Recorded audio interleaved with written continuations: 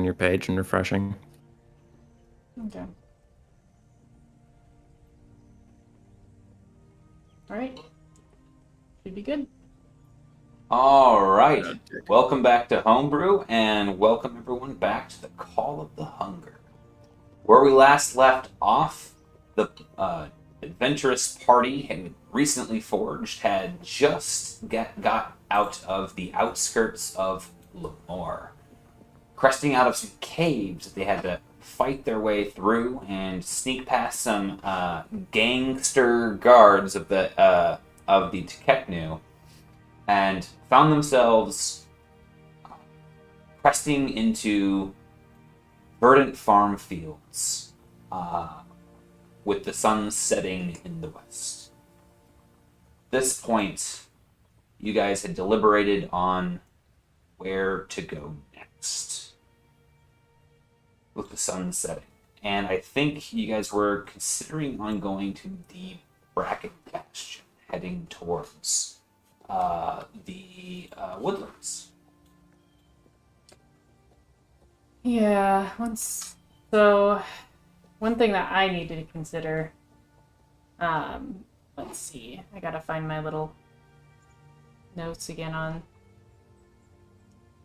what exactly that chick was asking me to do.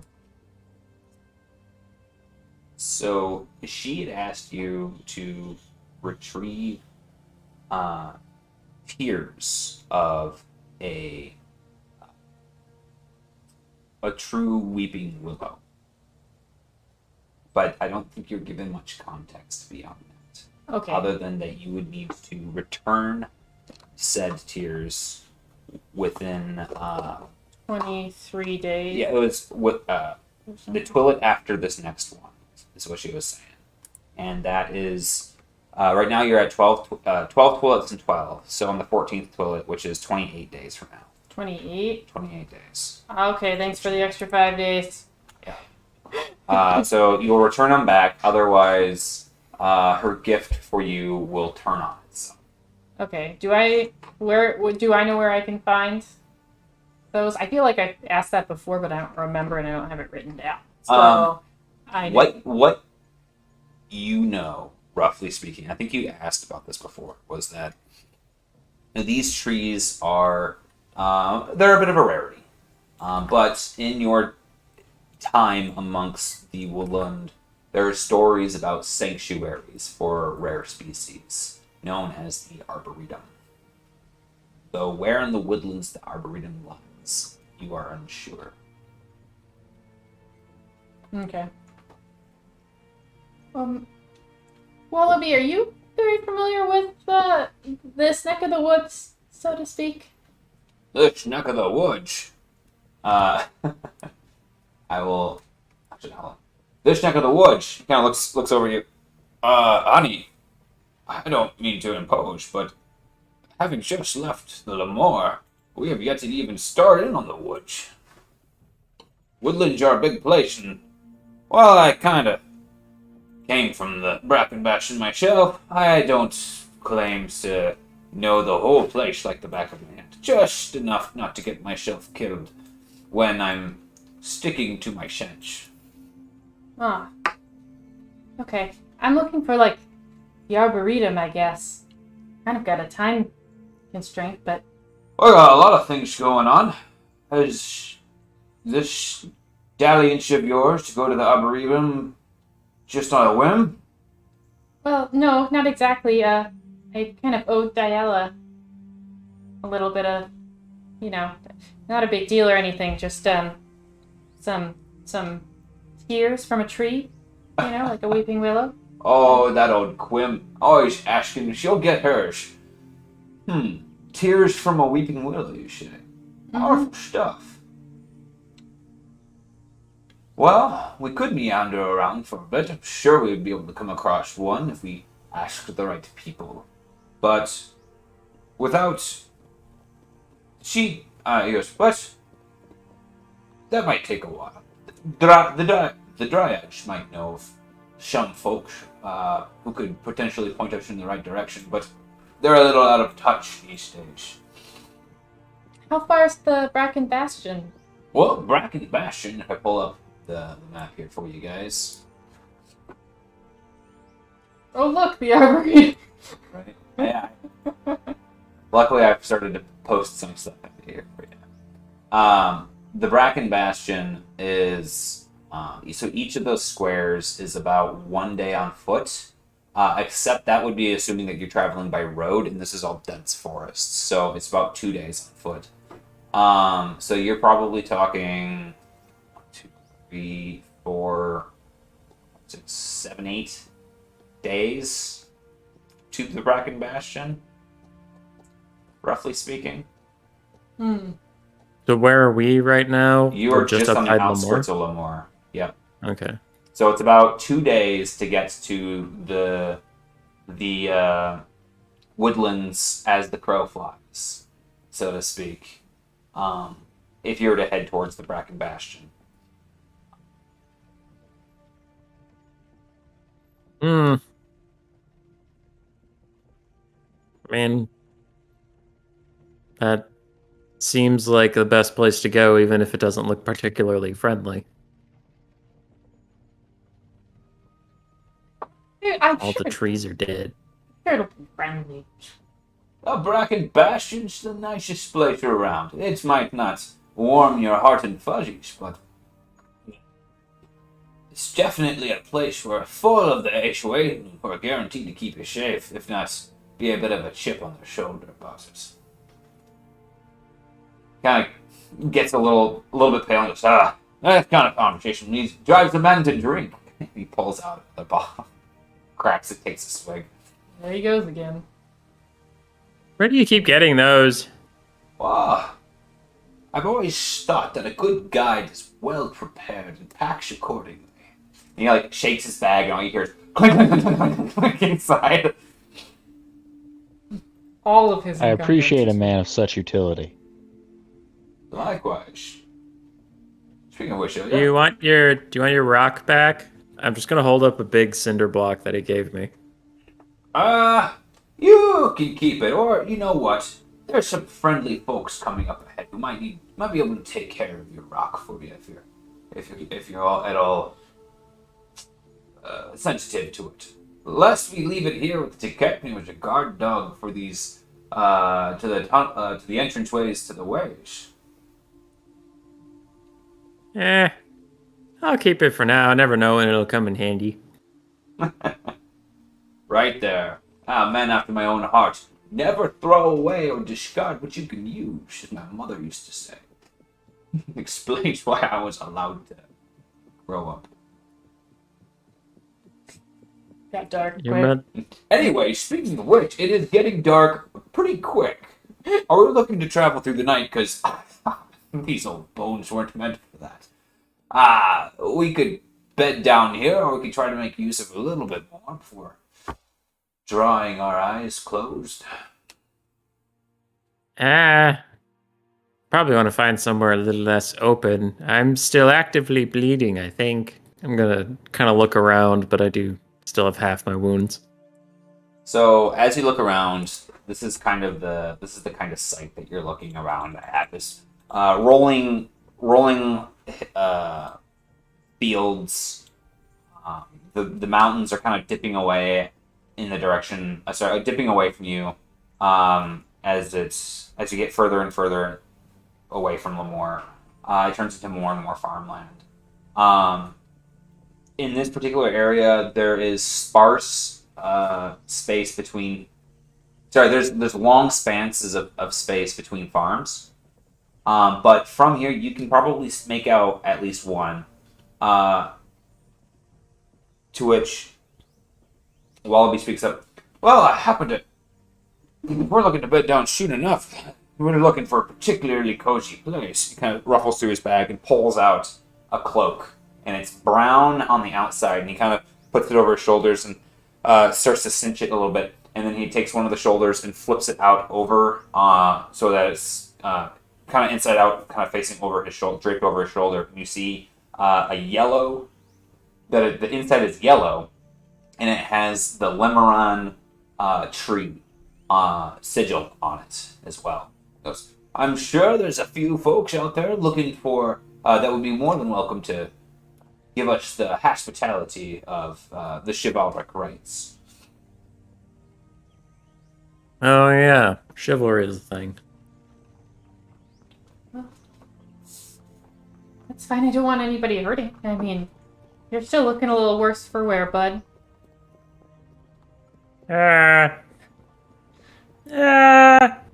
I've been worse, I think.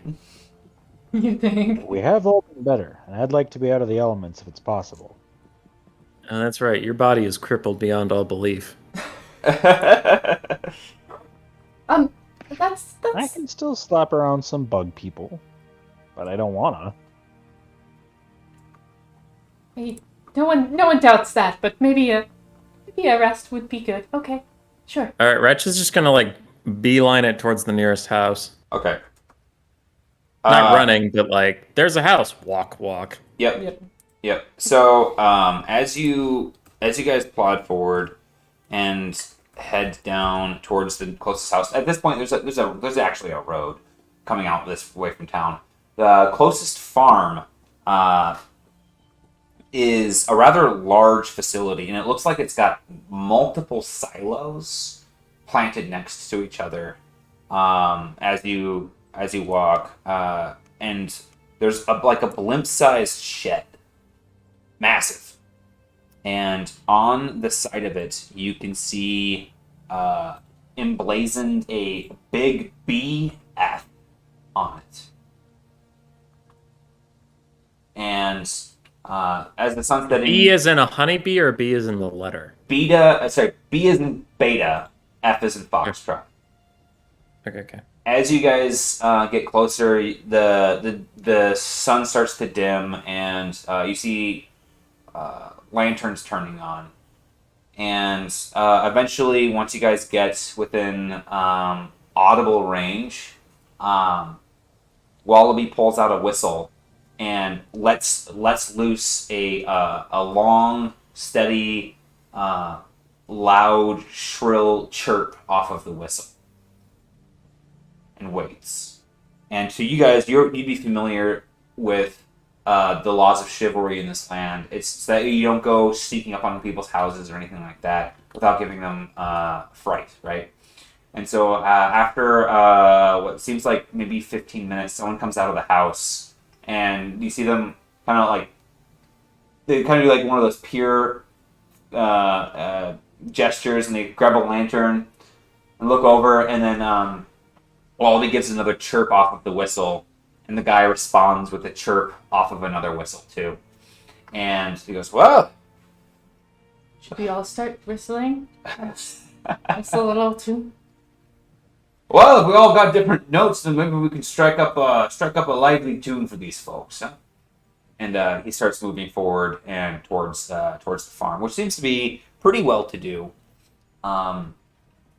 As you guys approach, you see that the farmstead itself is made out of pretty solid timbers. It's up on like, where you put it up on stilts so that the mud and the rainwater stuff like that doesn't rot the boards or anything like that. And there's a gentleman up in the front with a big, a prominent brow, and he's got a little bit of a frown to his face as he's kind of like squinting to see you guys. The sun is now set beyond his farm as you guys make your way there, and he kind of, "Oh, that's good enough. Greetings, traveler." He goes, "Greetings, stranger. What a lovely place you have here. I was just hoping that maybe you would have space in your barn, or perhaps a few extra beds for weary travelers such as us." The guy speaks up. "You traveling too, Lamar? Traveling from's not very far. Easier to just leave in the morning." Well, circumstances tends to change one's disposition." "Uh-huh. Sleep in the barn." Can I assess whether or not anybody here is ill? Ill? Yeah. From that distance, you're just seeing if this particular person is ill, or Yeah. yeah, you can see, you can assess him, but it's going to be pretty hard to be able to detect illness from there. All right. Would that be medicine or perception? I would do perception here. Okay, not gonna be good. Actually, sorry, it wouldn't be perception, it would be medicine. Because perception is looking for, like, seeing something over not seeing something, but medicine is detecting signs of illness over something you can see. All right. I got 1 and 2 then. 1 and 2? Yup. It's dark. He doesn't seem to be wobbling. You can't smell anything. Sir, is your skin falling off? He goes, plenty of space in the barn. Just,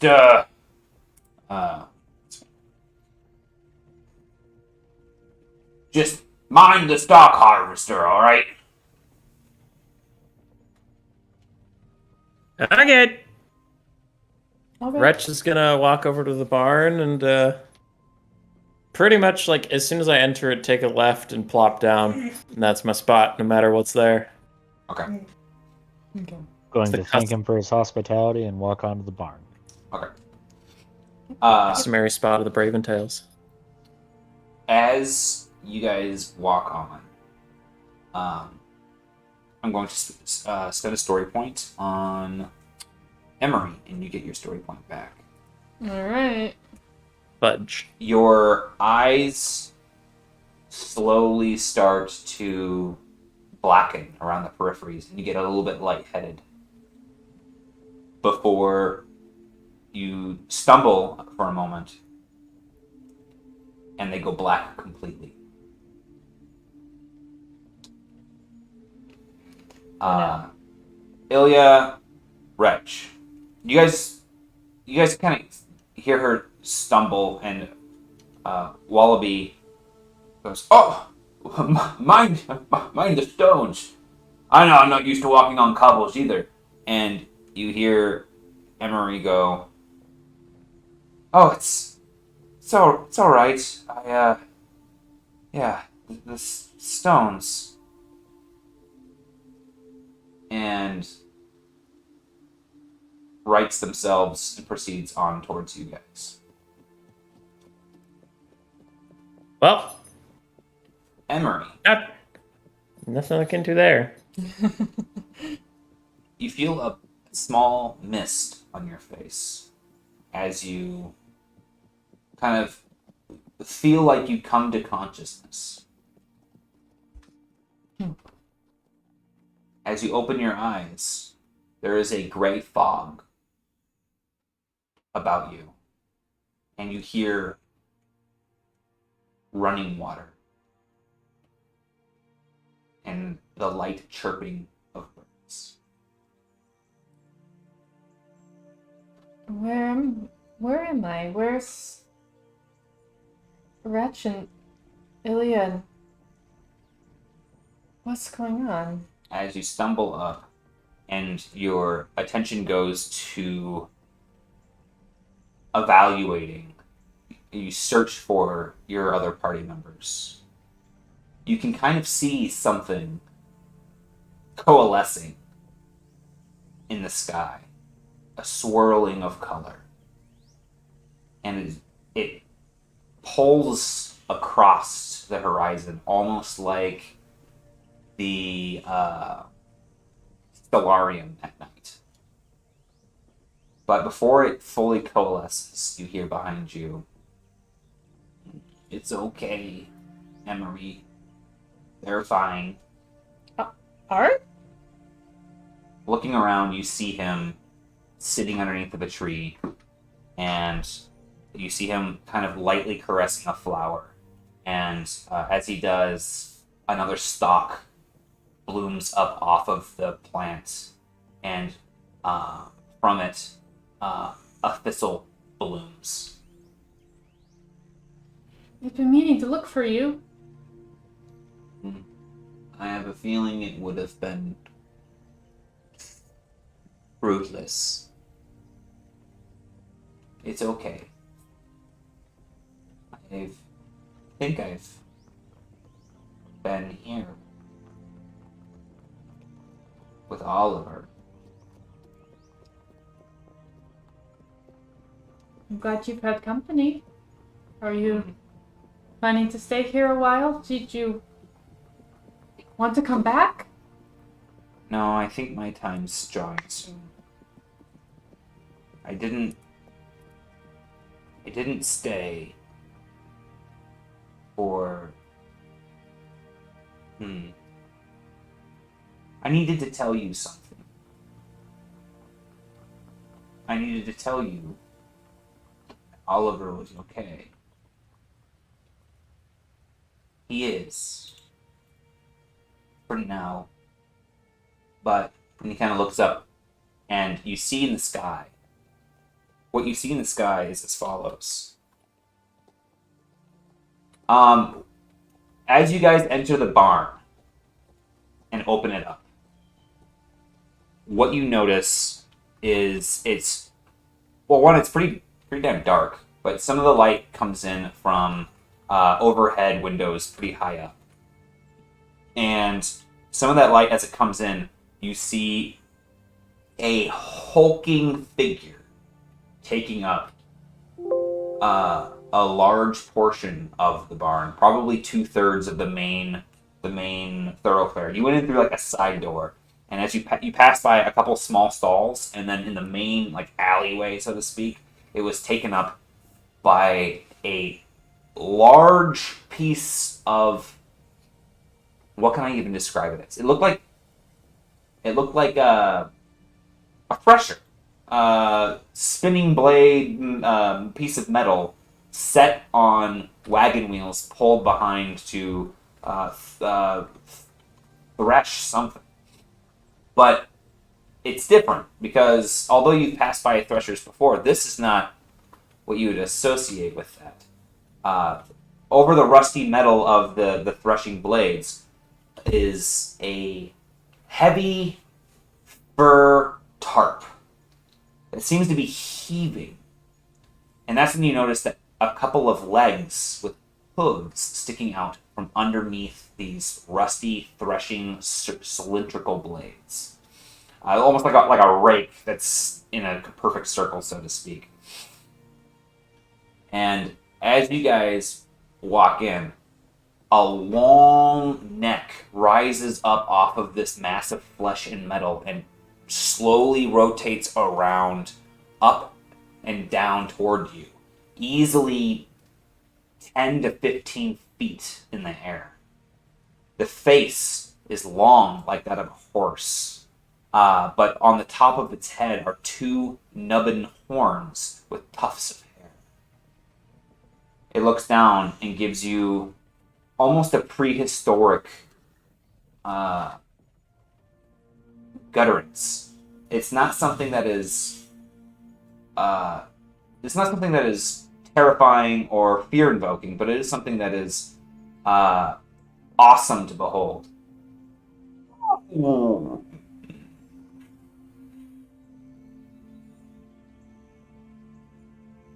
I think he said don't touch that, so I'm just gonna not. What? I That's the harvester. have never, even as by Friar, great Ranvilar, that is amazing.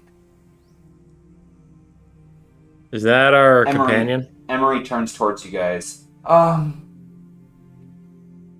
We don't touch it. Oh, okay. And I don't know if you guys are looking at Emery or not. But if you make eye contact, if you do look over at, I want you guys to give me a perception check. I'll look over. Hell yeah. Okay. No, there's a giant metal giraffe. 1 and 2 again. Okay. One thing that you notice is that one of the pupils of, or not pupils, irises of Emery's eyes is now bright green.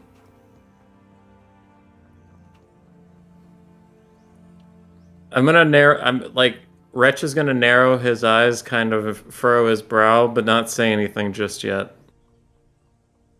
Um, I'm gonna go to my customary spot on the left-hand side of the door and plop down my bag and kind of keep an eye on the giant metal giraffe. okay.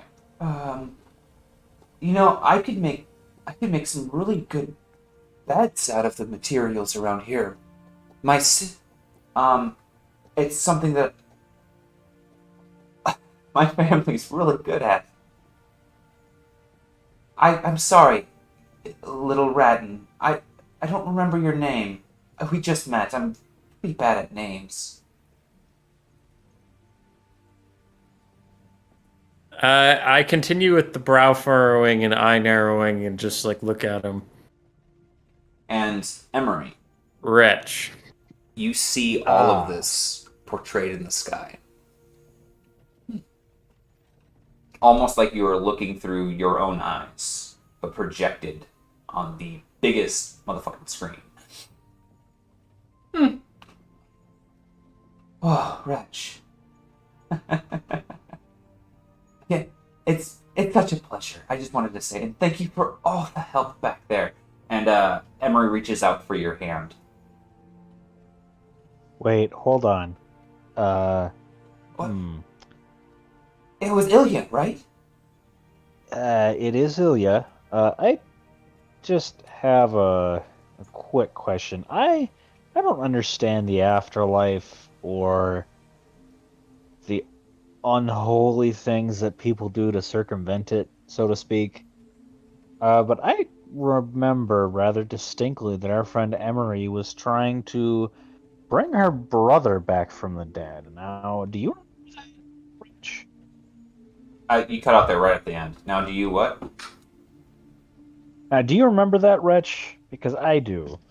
That was a very distinct experience for me. You weren't there when they were doing all the scary talk. Wasn't I? I thought I was there and horrified. I thought you were out shopping. You left a little bit into the conversation, but you didn't get much of the details of whether or not there was a transaction that was officially made or not. Yeah, you heard the plan, like you said. Just Yeah. Austin saw more of. There was a lot of singing, and then falling down, and then a lot of moaning, and I got really uncomfortable, and then the lady got closer to the other lady, and I didn't like it, and I started threatening people, and they didn't like that, and nobody liked anything about it. And now that lady's acting weird again, but the other lady isn't here, and I'm suspicious. If you suspiciously look over at Emery, her face looks morose, like very, very sad, right? And there's a small tear kind of moves in front of her. I promise, my brother's no trouble. I have the purest heart, the purest of intentions. All I've ever tried to do is take care of my family. And it's all I've been trying to do since. Archek speaks up. Well, Sorry. I kind of shake my head a little bit sadly. Still kind of suspicious, but my character's pretty anti-necromancy, so all I'll say on it is, sometimes there are things we can't and shouldn't heal. And I'll turn over to go to bed, but kind of keep one paw on my bag. I don't like this. So as this is going on... Dustin's trying to see Okay. things. Okay. Oh, yeah, sorry. I keep interrupting people and I'm not sure where to jump in. No problem. Excuse me. Like Rich said, there are some wounds that we have to leave to scars. And there are times when magic is powerful and disturbing as it is no help with those scars. There are things that we have to live with, and um, I don't know what's going on here, but it is making me deeply uncomfortable. And like my good rat and friend, I'm going to turn over to sleep, but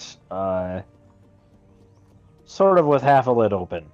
As you move, like make to head in that direction, Emery speaks up, kind of eyes on this large beastie in the space with you guys, and says, "There's one thing I've learned since leaving home is this place is full of things we don't understand. Some are terrifying. Many of them are terrifying. But the world is full of wonder, too, and kind souls. Thank you, guys." Mm. And Emery's gonna try to, like, go and fashion up a little bit more of a spots to, like, curl up and lay down, but notices a few things about the space. Some tack.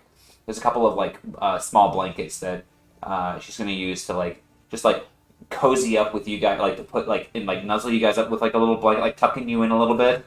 These, like, big horse blanket things that are just around in the tack space.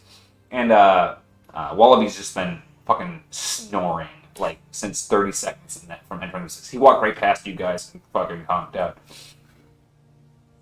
So you witness all of that, Emery, as Archek slowly speaks behind you.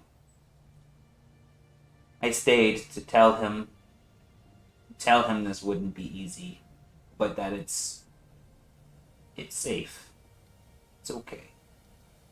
This is safe? They seem to think this is not such a good idea, but I'm not sure we're doing anything wrong. Look at the thing. She goes, this is really, what's the fucking name of that fucking thing? I got my wrong notes up. There we go. Look at the stock harvester there. No unnatural magic was used in its production. And yet I can feel its agony. Sometimes what people perceive to be wrong is because it is so readily misused. And yet something that is perceived as wrong used for good, and something that is traditionally used for good can be used for great evils. This thresher reminds me of the scythe, a tool for harvesting that which your kind eats so much of. And yet it is a portent of doom. Fair enough. You will spend a time here,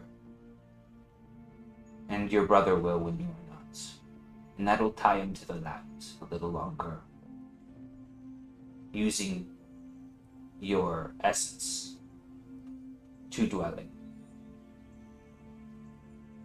Okay. But I don't know how long it will last, or if one of you will drift away eventually. But I needed you to know, and I thought it was the least I could do. And I needed to tell you that I'm sorry. I'm sorry I couldn't take you to G. I'm sorry, too, that you're gone.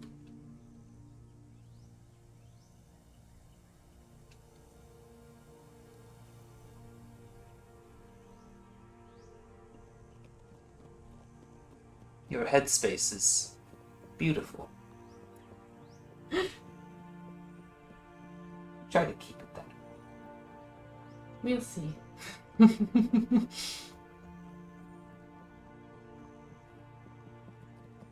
If you see Leanne and Shay, tell her I said. Okay, I will. Is there anything else you need from me before you go? No. No. You were on a mission, I know. I just... Are you sure there's nothing else you needed for Leanne and Shay before...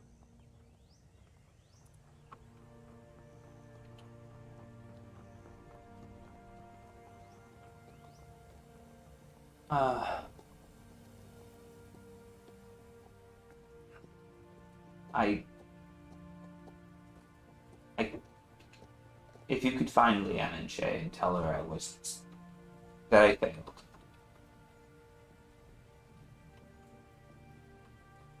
Tell her I failed. Maybe someone else can pick up where I left off.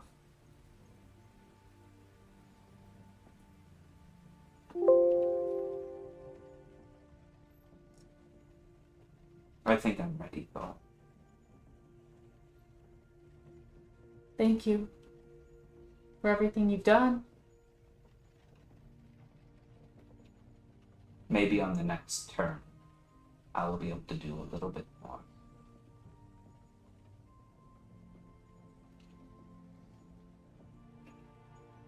And with that, he stands up and starts to walk off into the mist. Goodbye.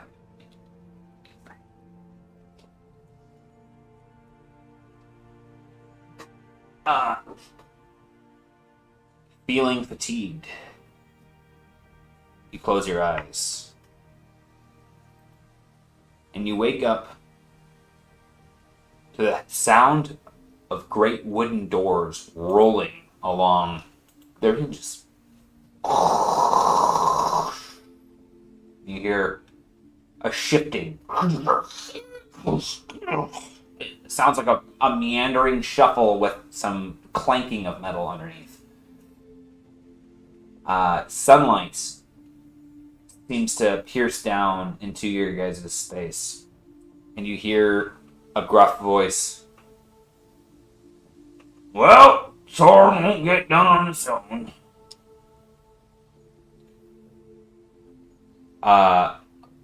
The figure, which now you can see is a heavy-handed, taller gentleman. Potentially with some ogroid blood in him, you can't necessarily tell. He's got ashen-colored skin, rather muted. A big jutting brow walks in from the large sliding doors, and he seems to pat this creature that slowly rumbles to its feet. And as he walks in, "Oh, can't say I haven't ever enjoyed a few extra hands around here. Go ahead, rakes are on the side there. You can go ahead and start on the slot on the far southern pasture. On the close southern lean-to. Clear that out. Reckon you want to make use of your day."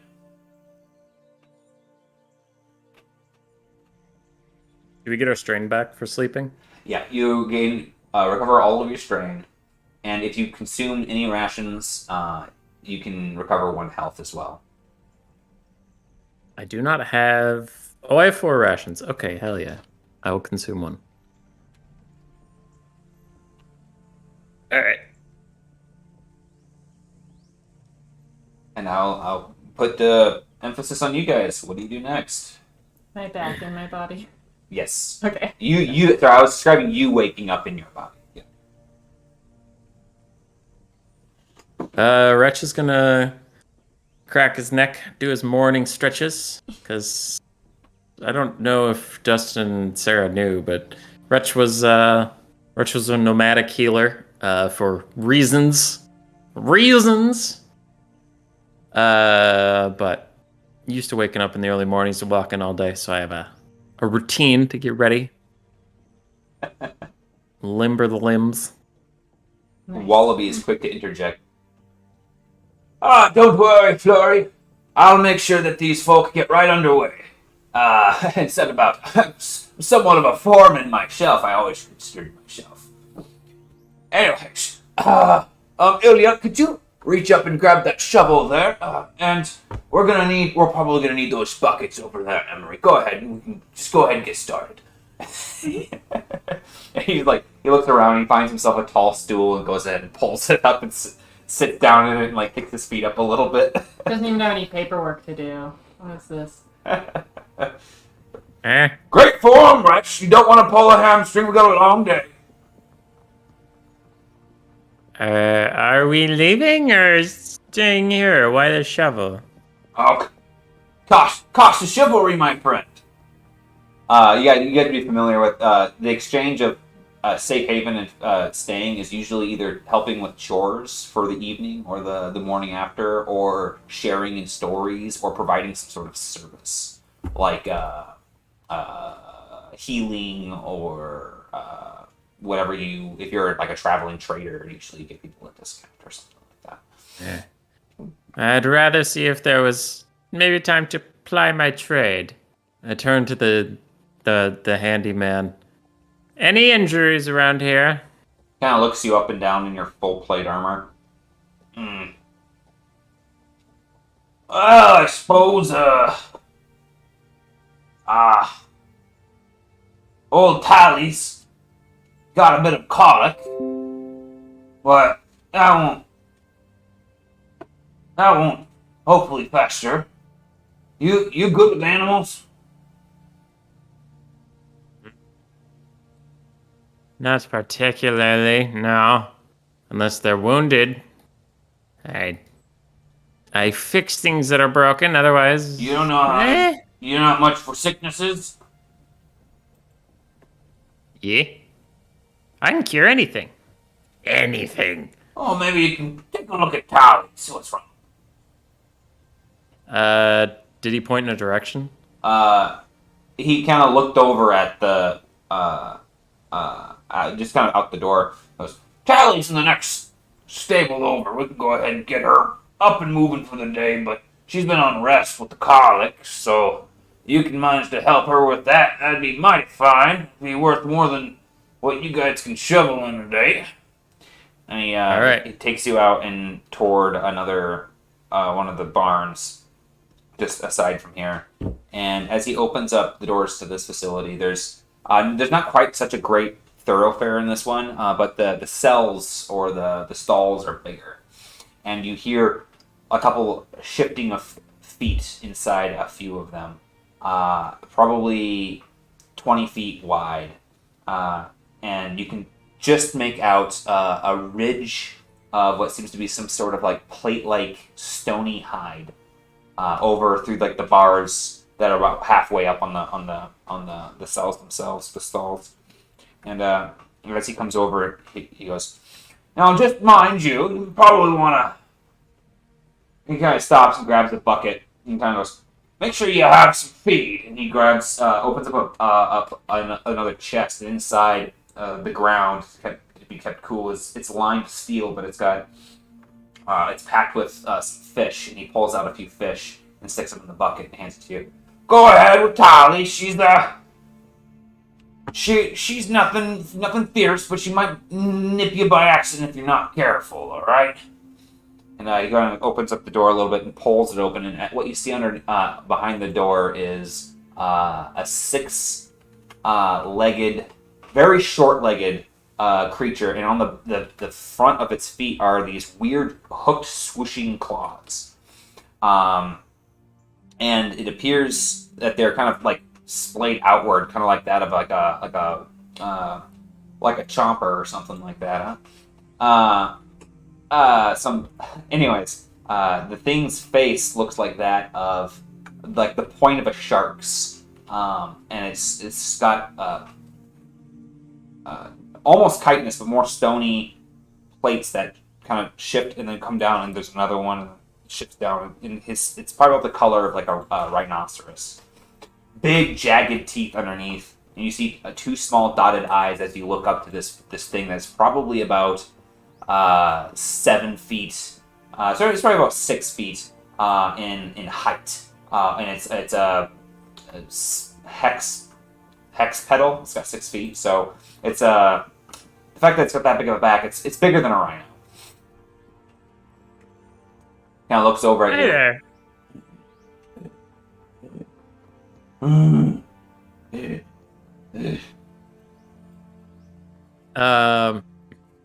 I approach it and kind of toss a fish in its general direction, but I'm mostly getting ready to use Cure Malady. As the fish hits the ground, it doesn't even bother to try catching or anything.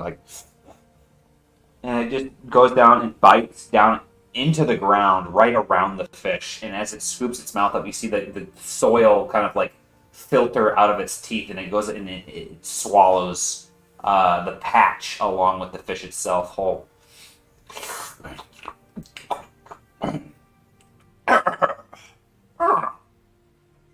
You really don't have a problem with appetite, huh? You're just going for it. All right, well, good for you, Betty. All right, the difficulty says original or associated resilience check. Okay, thank you. I'll go ahead and roll that over here. Okay. Channeling willpower, so 4. Okay.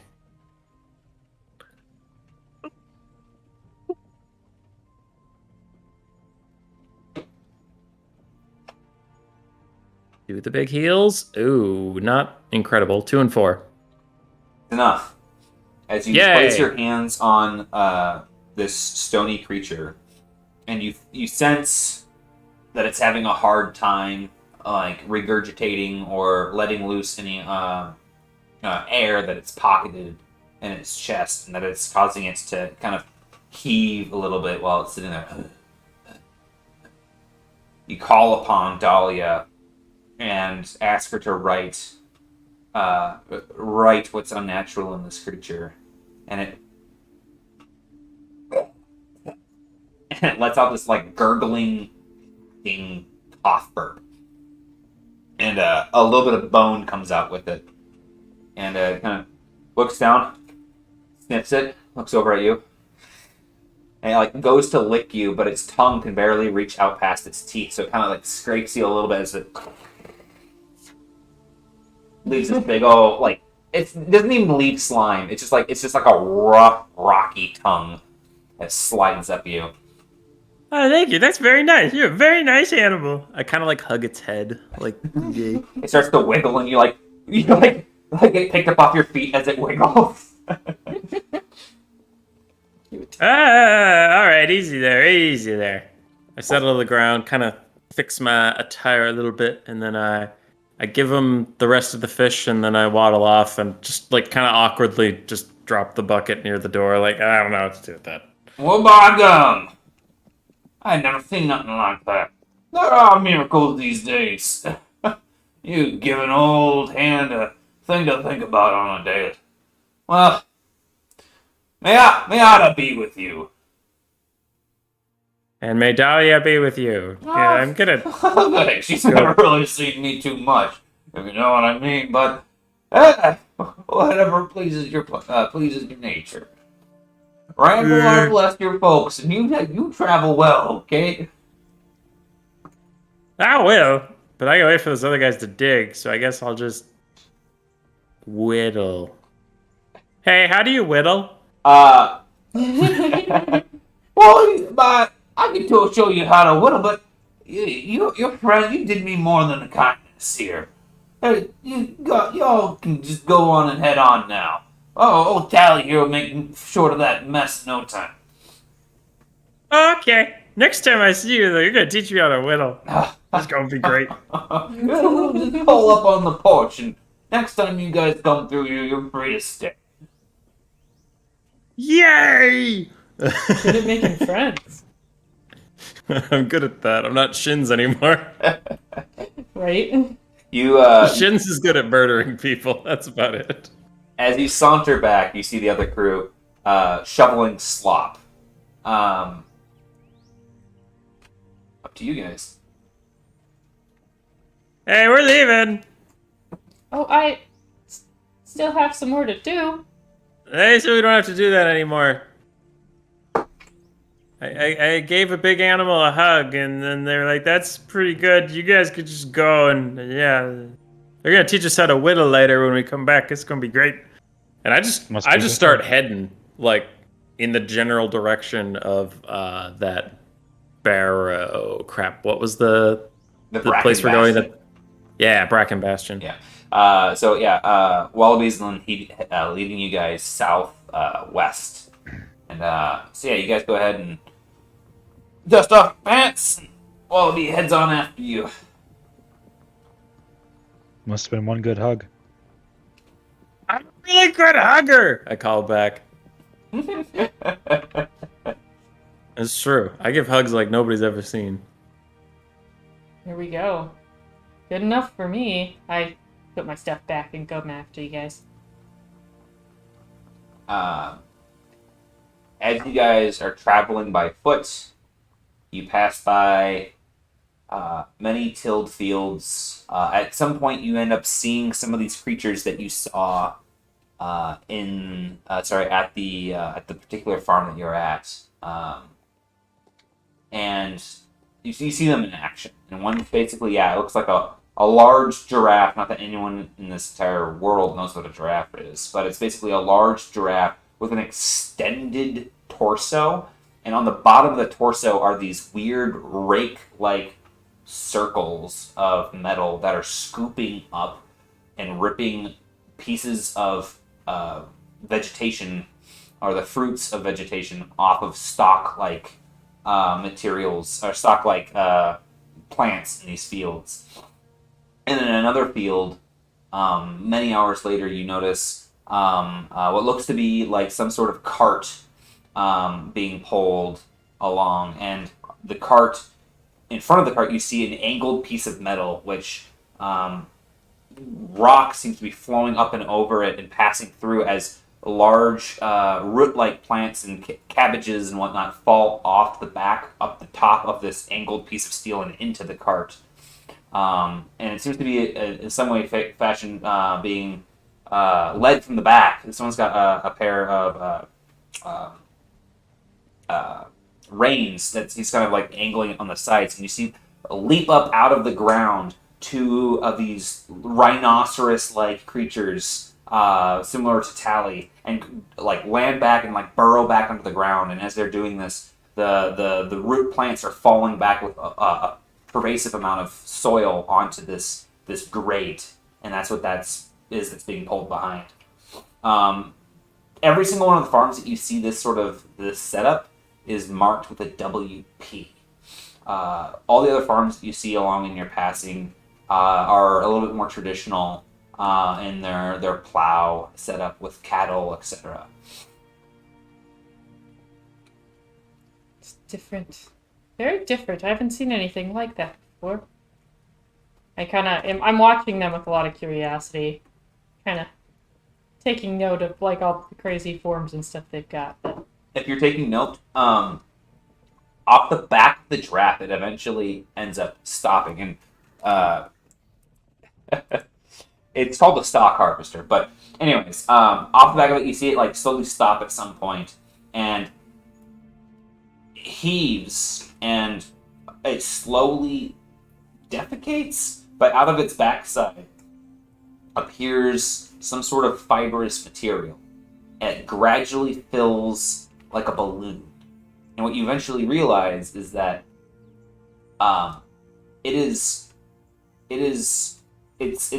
back. Well, for one, actually, it's got behind its torso is a spider-like butt or whatever. A spider-like was it thorax? No, yeah, thorax. I think so.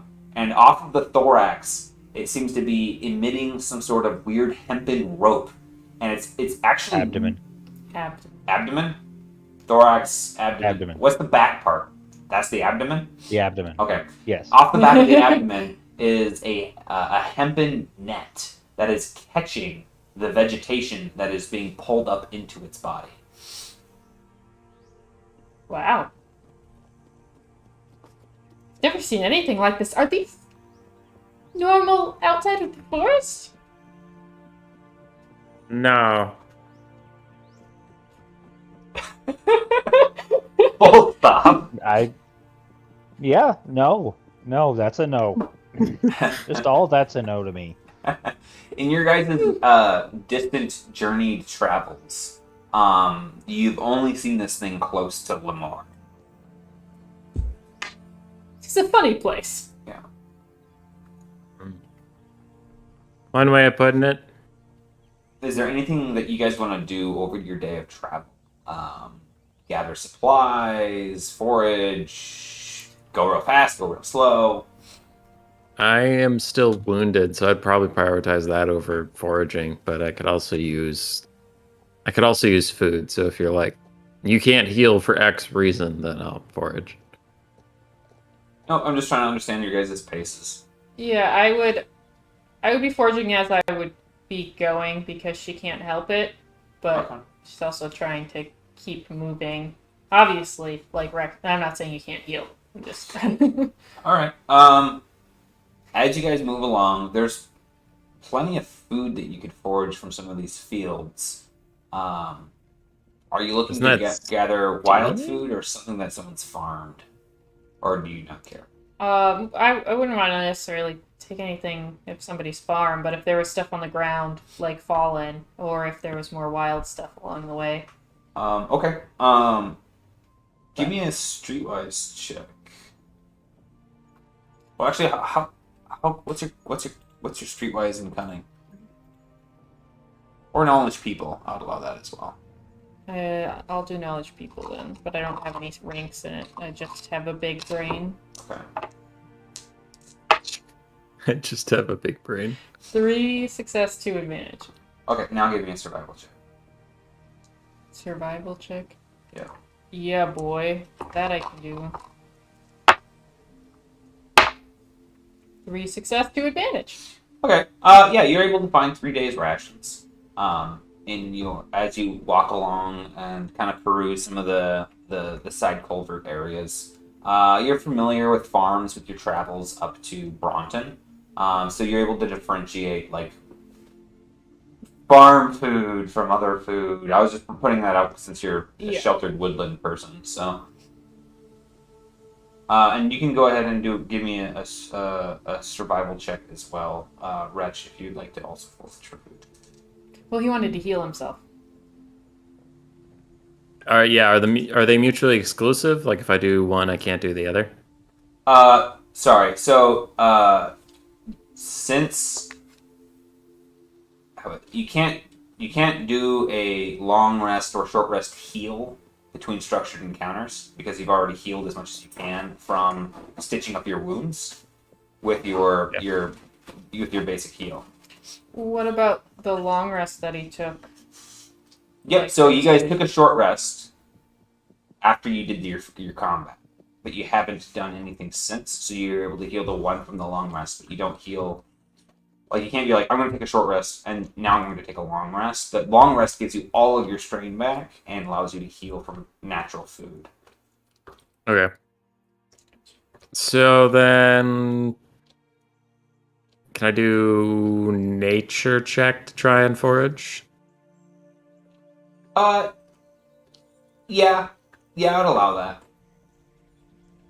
All right. 1 and 2, which is my roll tonight. Oof.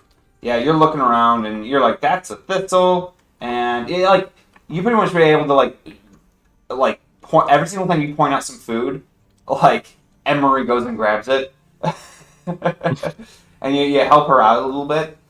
You guys generate one more food over that process, but for the most part, no, you're not able to find something out on your own. That being said, you can steal from the farmers if you'd like. No. No way. Okay. Well, then on that note, the day kind of goes and passes without much to demark other than what I've said before. So, as night settles, you guys find yourself between places. Are you trying to find another farm to see if you can stay at, or are you guys going to stay out and camp? What's your thoughts? I'd like to Uh, stick to farms if we can. Yeah, might as well, since we're gonna be in a forest soon. Then it's camping's the only option, Okay. even if you hate camping. You have to go camping. That's a callback. The next night goes much similar to the night before. Can I make my little bear for tomorrow? You certainly can, but are you gonna be doing that at someone else's farm? Yeah. Okay. I have my own I'm not going to take their stuff. Yeah, I'm just curious because. What are you going to build it? What's weird about that? So Yeah, fuck them. the next place that you guys find to stay at is a small, modest farm. Pretty simple. They don't seem to have a lot. They do welcome you guys to come in and sit by their fire, noting the Limerin parlay cloak that Wallaby has. And they ask you guys to trade tales with them over the night, seeing as they don't get out very often. They got a dirt floor in their house, but the food's warm. Well- To be specific, there is 3 elder females, all who appear to be of orcish descent, graying hair, and then there's one male with them who appears to be a brother of some sort. Also elderly, and unfortunately he's got a peg leg from something that happened in his past. Well, I'll start I off think- the tales if they want me to. Sure, I thank was you. gonna say I was gonna share the tale of us defeating a manticore and throwing its body into the industrial soup. Oh, that's I'll tell horrifying. that story. Hell yeah. Might I ask, how much? What's a manticore? Do you know? It is a 4-legged creature with paws Big wings. and a tail. Well, is it a tail like a serpent? Yeah, sorry. This one had a snake for a tail, like a snake head. Yeah, with Tail. a serpent's head at the end of its tail and great black wings and the face of a man and the mane of a lion. I told you, Gilla, we should never go to town, and these are just pests roaming the streets. I would not diminish the singularity of this creature. I had yet to encounter a manticore quite like that one, and this one seemed unwell. Perhaps. Unwell. It was a sick, nasty beastie. Well, surely if it's attacking people in the streets or on the... You said the rooftops, was it? No, you said it was on the smoke stacks. You know those ungodly things when you bring the food to market, puffing the smoke like a dragon. Yeah. You shouldn't get close to those. That's bad for your health. And what is it that you're doing over here, young lady? Oh, I'm just making a friend. You'll see. Aren't you a little old for stick dolls? It's a little bigger than that. Oh, it certainly is. It's going to be hard for you to carry. You don't even have brought a pack horse. Yeah. Well, this one's going to be an elk. It's going to be a... Oh, elk, why don't you know?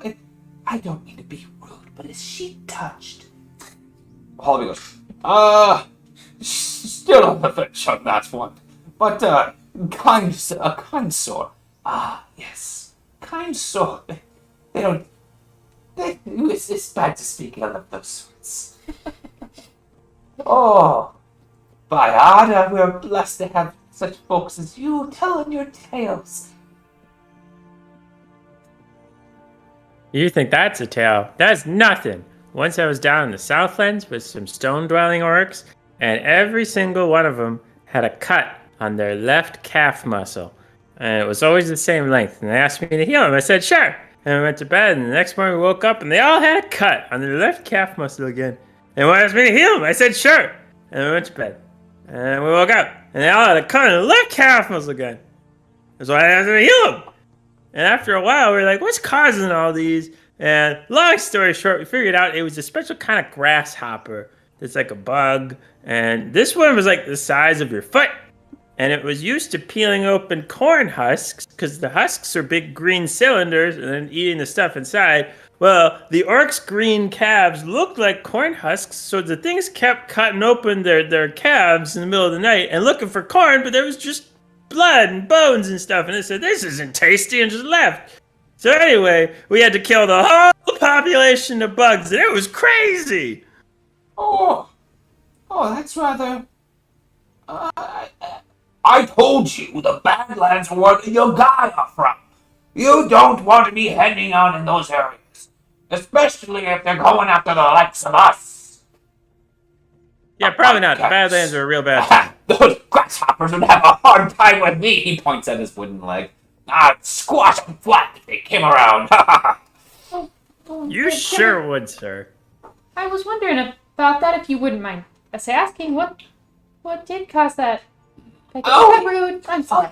he doesn't have any wonderful tales of, like you do, strange beasts from magical places. It's just a simple farming accident. Oh, you don't have to say it like that. I was off pushing plow when, out of nowhere, a large beast came straight from the ground, and it ate my dearest cow. And as it did, it pulled her under the ground, and the plow caught me leg. And as it did, it definitely tried to pull me under, but the plow cut the rock. And between the plow and rock, it sundered me leg at the knee. The farming incident. I'm telling you, the Bushman farms are no good for us. They simply cannot abide having such wild beasts amongst folks as us. It's bad enough we have to deal with what comes from Cinder's own ire, yet having to deal with the Lemurons on the other side. They're trying to squash us flat, I swear. That's a little too late for you to heal, right, bud? Yeah, that's not really something we can do anything about on this end. I'm kind of scratching my head looking at it. It's like that's Yeah, it's like, part. if you end up happening to fix me leg, which no offense to you, but it's a bit tall of a tale even for me.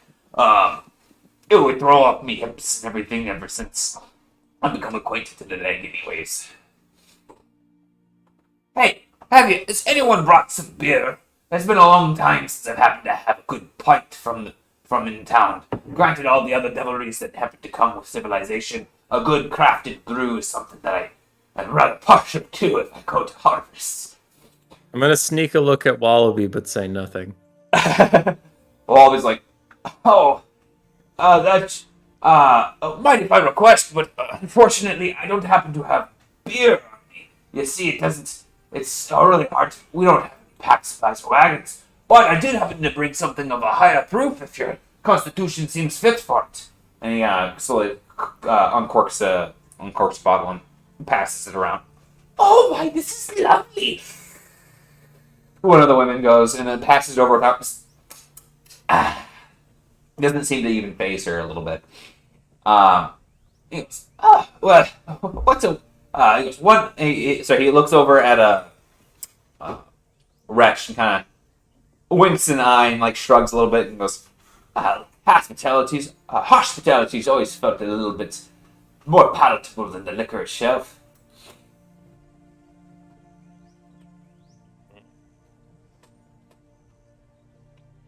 Hey, I'll be right back. I have to use the bathroom. No problem. Oh no. Not allowed, but okay. So as the night carries on, I'm assuming you're going to invest your beastie with the magics. Yes, sir. And Are you just gonna do that as people are having conversations? Are you gonna warn anyone, or? I'm not gonna bring it to life until like the following morning. Okay. Like I'm gonna make it go to sleep, and then in the morning Okay, gotcha. I'll bring it to life. But Sounds good. Did we want to take a 5-minute break while Dustin's doing his thing? We're at that about halfway mark. Undead stick bears. Sure, I could go say hi to Grace real quick. 5-minute break. I'm gonna grab a slice of pizza. Alright.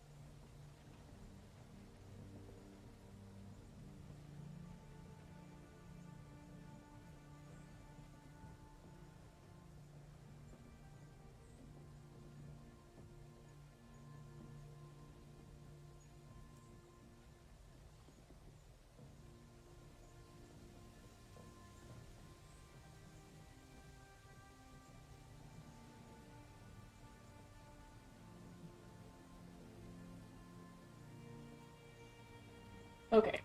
But yeah. Right. No, so I would wait Back. until the next morning to bring it to life, so to speak, but I'll do my spell just because. Yeah, as the night passes, we can move into the next day. Are we muted? Nope. Okay. No, I can hear you. What's the difficulty?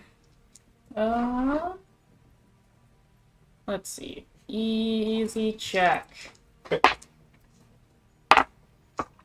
Nothing. Oh my god. Nothing. Good.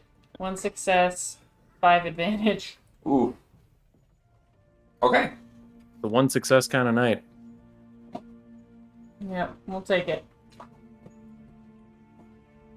So the spell, I'll say, for the first 5 hours costs you no strain. Okay. Because it costs you a strain per Yeah. hour to leave it out, right? Mm-hmm.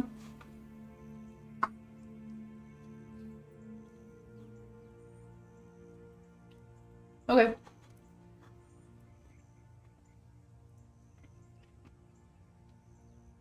But yeah, I'll make it, bring it outside, and then bring it to like outside in the morning. When Dustin gets back, I'll have you describe that. He's here. Really? I'm back. Yeah. All right. Sweet. So in the next morning, you guys wake up and head outside into the morning light. As Emery, something she wants to show everyone. Well, okay, so it's not just like a stick creature, so you'll want to stay back. It's just like a nice little friend. You'll see. And then I start kind of basically just like tugging and pulling here and there, and then like it starts to almost like glow with an energy that like seems to like fuse it together, and the like what was once just kind of like a wooden stick elk starts to like move of its own accord and just kind of. Did you? Sorry. Go ahead. Did you say bear at one point and that changed? I don't have it. I meant elk. Okay. Sorry. Yeah. I got a little lost in the sauce over the No. course of this. Yeah. Sorry. No, it's an elk this time. I can make an elk or a porcupine, basically. So. Gotcha. It's like a bear cub sized porcupine, though. So It is, but I figured elk might be a little less scary, so... As it comes to life and slowly starts to articulate its head around and to make eye contact with you, the farmsteaders let out an audible gasp at this thing. Don't worry, it's friendly. And it kind of just, like, it, like, puts its head down, like it's eating grass. Even though it can't. Like, it's kind of just, like, munching. Mm.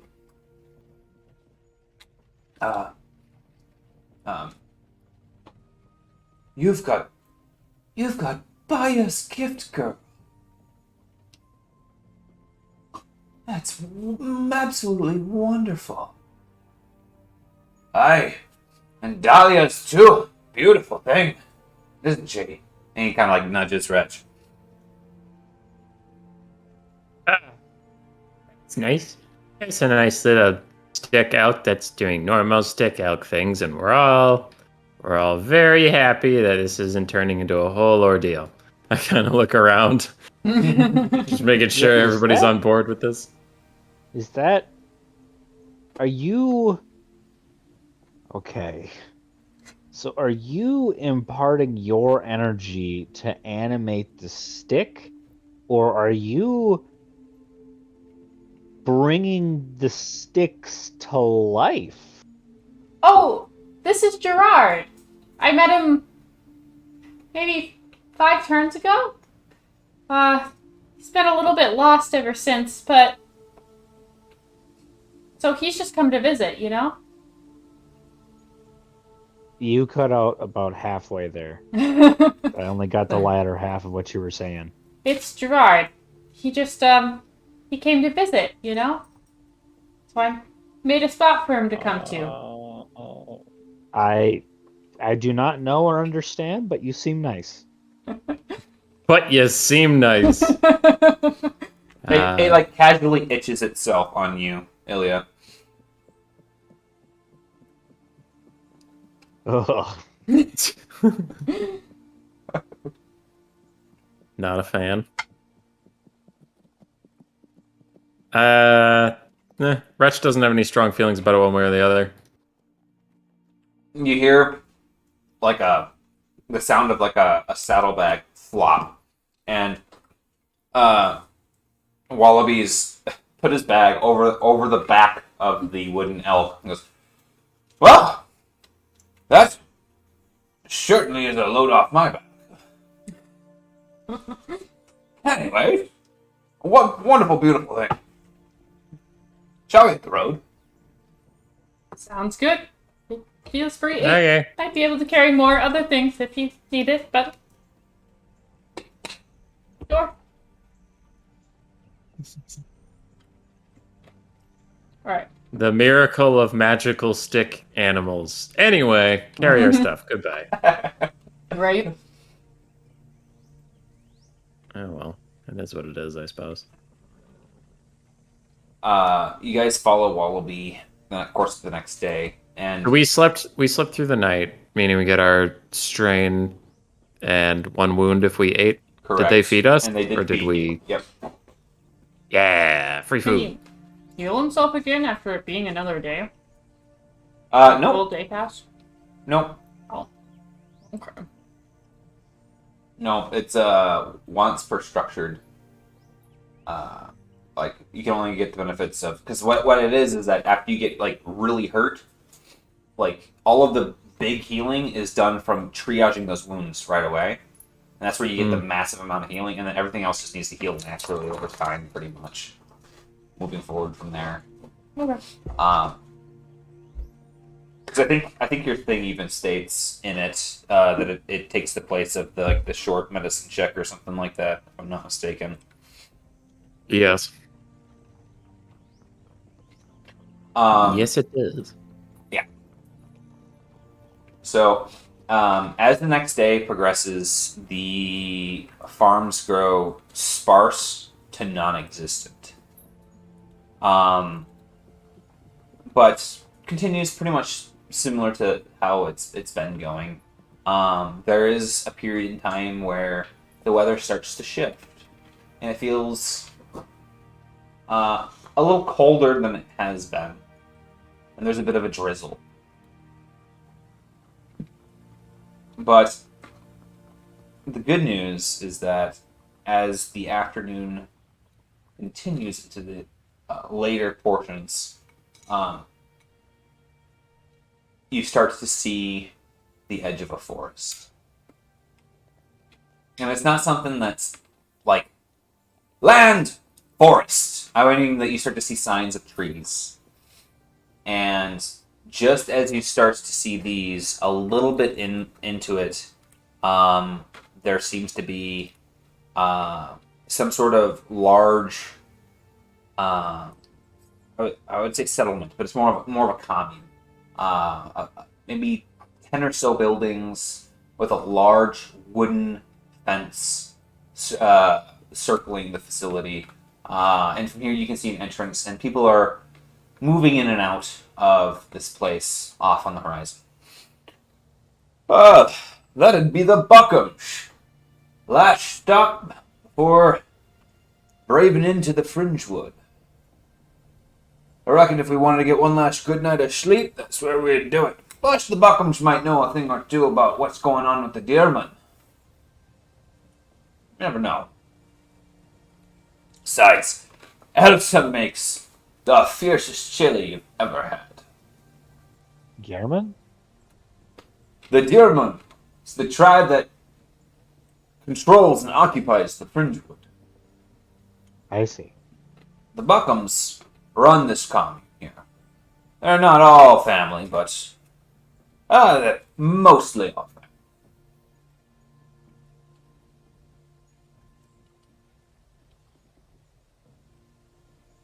All right. Got a little time left in the day, but we could stop here, call it early, start in on the next one. I'm not quite so far into a rush that I need to sleep in the rain. Sound good to me. I concur. So as you guys approach, it's early afternoon, but it's overcast, and the first thing that you guys notice as you guys get a little closer is that you see someone on horseback coming from one of the fields into the facility, but at a give me a perception glance. Sorry, perception glance. Give me a perception check if you all want. Everybody? Yeah. Come on, 1 and 2. 1 and 1. It's a damn shame. 1 and 2.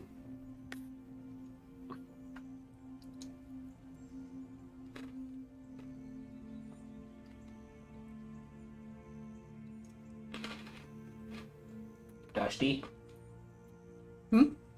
Just a moment. No problem.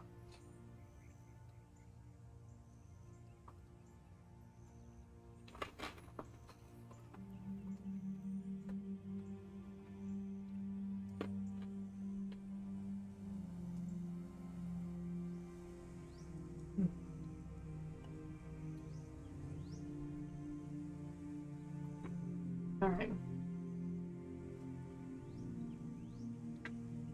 If Okay, just a reminder.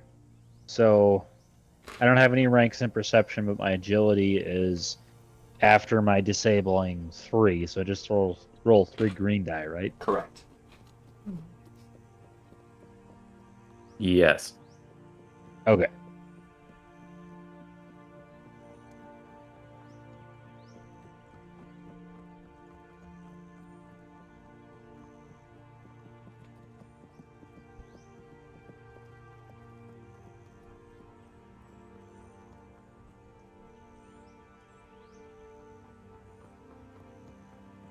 2 success for advantage. So what you guys are able to pick up on is that the riders are actually the horse. It is what we know to be centaurs. But what you guys know is up in the air as far as people. Most folks have not come across centaurs before.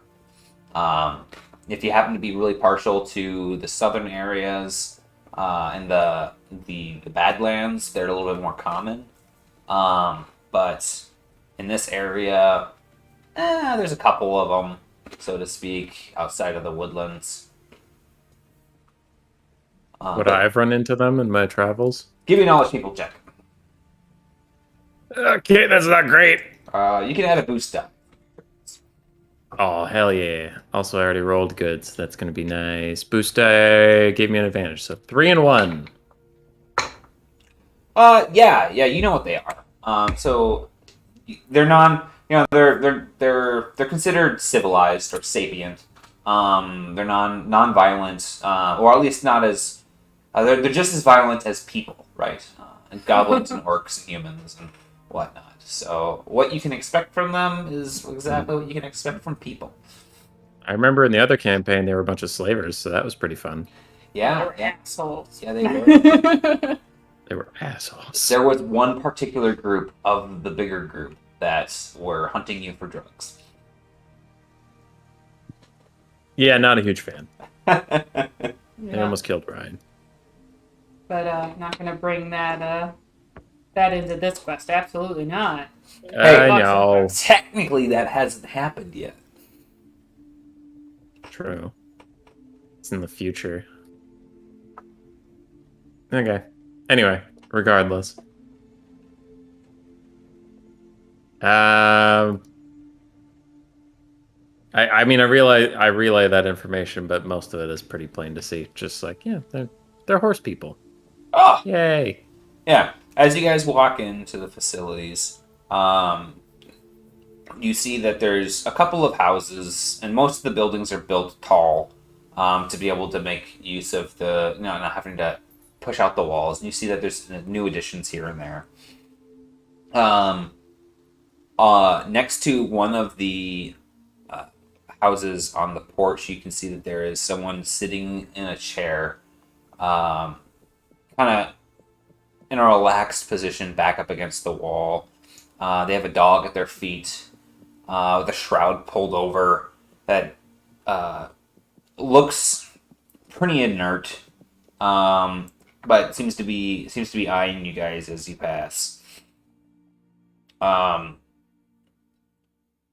As you guys I would say that with Dustin's perception check, Ilya notices as they kind of follow you, the person shifts their face a little bit, and you notice that the person has no eyes, and in fact, a part of the flesh on their chin has peeled down a little bit. As he kind of reaches one hand over and pets the head of the dog next to him. Could Ilya be reasonably assumed to recognize the undead? Yes, definitely. Okay, so I think I'm picking up that this person may not be among the living, and I relay the information to my traveling companions that they're missing eyes and their flesh is peeling away on the chin.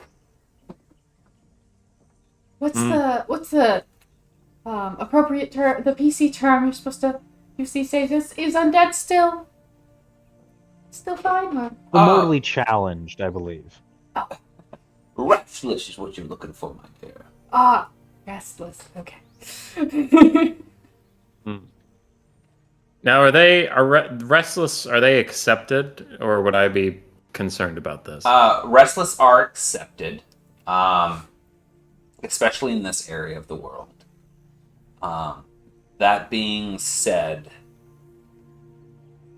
people treat everyone as potentially dangerous. So it'd be like the same thing as like being racist against goblins. there's still a fair amount of racism towards Restless, right? Yeah. So there's still a bunch of that going on, but they have carved out a niche in the world that has, like, people here don't seem to be like, whoa, to this guy as they're passing, and everyone else, for the most part, you see mainly centaurs, but there are a couple of tall, red-headed humans amongst this group, and one particular person who appears to be of Jotun blood as well, a Norn amongst the group as well. So it's very similar skin, maybe a little bit lighter blue than your companion Ilya. Okay. So there's a breed of man-horse hybrids that clearly came from some breeding with horses, and there's a bunch of tall redheads, and then there's people with their faces peeling off, and we all think they're probably dead. So this is just Ireland. Yes. Yes. Okay. Ireland, yes. A little uncreative to just copy-paste real-life Ireland, but okay. But okay. Whatever. You get one redhead in the group, and suddenly it's Ireland. Well, also the horse inbreeding, but whatever. No, it's fine. No. Ooh. Wow. He shoots, he scores. Excuse me, sir. As a person of Irish descent, it would be a person-sheep hybrid. God. Oh, come on now. Sometimes you have to make do. As a half man, half potato, I resent that remark. Oh, jeez. All right, jokes aside. I mean, we were going to ask one of these centaur people. Wallaby seemed to know somebody that would know how it fares going ahead. So Wretch would just be kind of following his lead at this point. There seems to be some sort of central facility here. It appears to be like either a communal house of some sort or a hall, a gathering hall. And as you guys come in, you guys are actually met by a couple of the centaur, a pair of them. One with light blonde, swooping hair. Excuse me. Swooping hair and rather muscular lower horse body, but a lean. I would say cream-colored skin, but he's got a tunic on, and he approaches with his sister, who's got very similar colored. I would say hair, and it's just hair. Horses have hair, right? They don't have fur, right? So hair and hair, I guess. Approaches. So two very Aryan-looking members approach. Strangers, what are you doing here at the Bushman's? Oh, Boone, Trey, you've grown up since the last time I've been here. Yeah, already adults. You'll be clopping your way. Pulling a plow in no time. Trey looks at him. I don't recognize. Are you? Huh, Wallaby. It's been a bit. Where'd they drag you out of? You kind of stink of alcohol. Ah, that would be the alcohol. Ah, that makes sense. You can blame it on the rain soaking into your clothes and musting it up a bit. What brings you this way? Oh, I was just giving our friends here a little guide. I thought, you guys always provided the best nuts, and we're better than to come and take of your harvest ourselves, and the apples too, might I add. Don't be blowing smoke up our asses, Wallaby. You might want to go ahead and go talk to Elsa and Strack. They're the ones probably have what you're looking for if you're looking for anything. All right, well, if you could probably... I don't really want to bother him, but if you could send Duke back up this way, that would be mighty keen. I'd be mighty keen to see if he happens to have a word on the going-ons in the woods lately either. Sure, but He's probably going to have a word about making him get off of his stool. His old bones seem to be crotchier than ever. Well, nothing that isn't solved by a little bit of elbow grease and charm, might I add. Very well.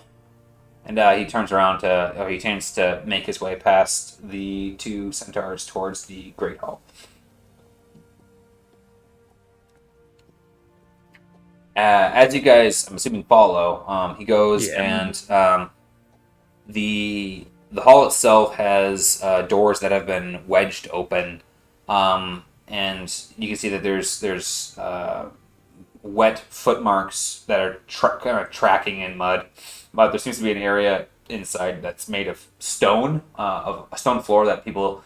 You see one centaur actively like wrapping his feet, his hooves on the ground to get the dirt up and out of his hooves as he clip-clops his way into the main gathering hall. And there seems to be a warm fire built into the center with a stone ring around it and a small kind of opening, like a teepee opening on the top of the building that's got a small snow cap on top of it, so it allows the smoke to rise out but not rainwater to enter. And there's folks who are kind of gathered around, and most of the centaurs who are in the facility are either like, I don't know, sitting kind of like a dog or a horse would, but like with like there's like pillows in certain areas where they can like lay down, for them it would be considered like sitting. They're having a couple wine here. There's a couple tables that some folks are eating at. Human, anyways. So as Foon leads you guys in, she goes over and addresses a large, brown-skinned, long, curly, black-haired male, and kind of like snaps her fingers over and gets the attention of another one, which appears to be gray-haired with eyebrows that seem to whisk back into hair that pulls into a pony of a female that approaches, and she kind of looks over and gives a warm smile in Wallaby's general direction. It's been a while since I passed through this way, but I try to leave a place better than when I started, or at least make sure I don't get run out of town. You can learn a thing or two, Rutch. Anyways, these are good people, so try to mind your P's and Q's. As they approach, the elder female looks over at you guys and goes, "That's a beautiful stag you got there." Thank you. My, I haven't seen such work in a while. But probably something. She goes, that's nearing on the likes of Lashiath's work. Lashiath? Oh, Lashiath is another Wooland I happen to know, from Deerman tribe, locally. She's pretty good at drumming up an artifact or two. An artifact, huh? Oh, a bauble here and there. Surely. Oh. That's interesting. I just kind of started this recently, so do you happen to know which direction she is? Just out of curiosity, Oh, the deermen are always in the Fringewood, and they tend to roam, but she's always on the east side of the woodlands here. As is her duty to. She's bonded with Watandulists. But I'm sorry, I seem to have already seemed to meander. And as she's like starts to and ah, the other. Sorry. The other person goes to speak. The strong, strapping gentleman. My name's Strock. This is my mom, Elsa.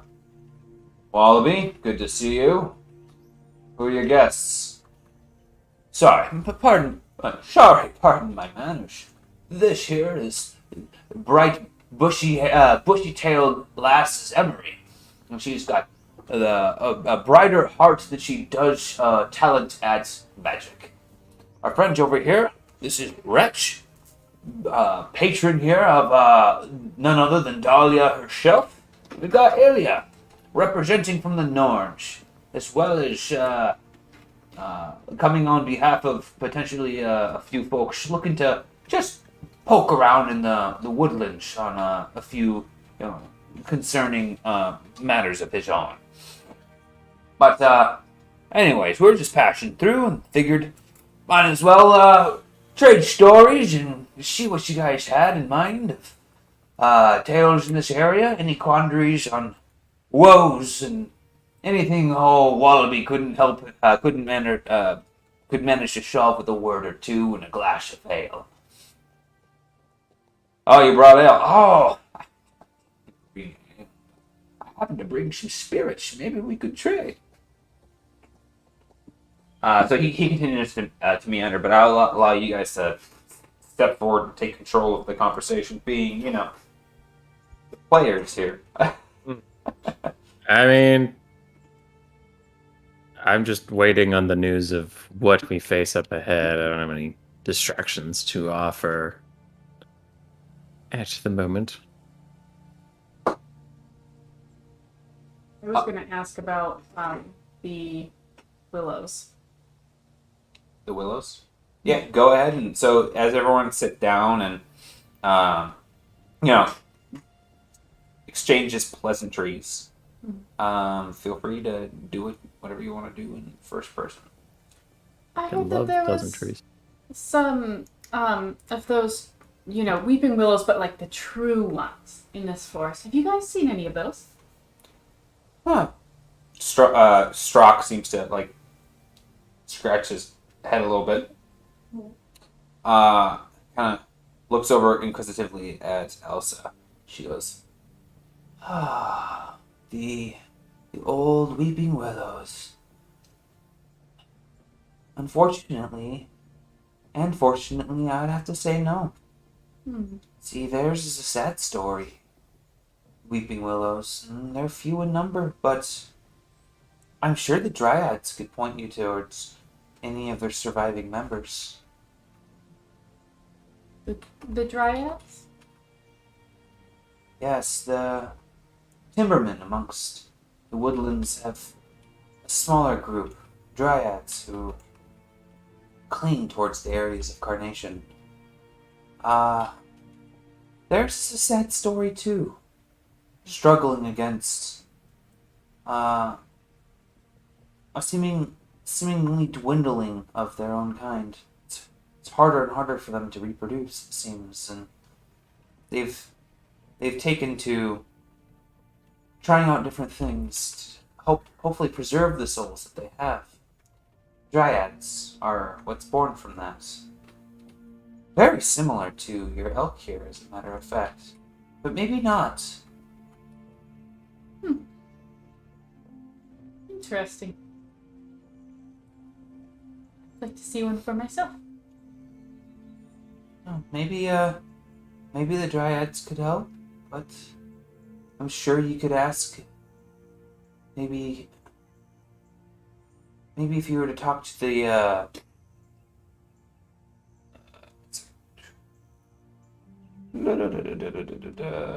my notes are good, I promise. There we go.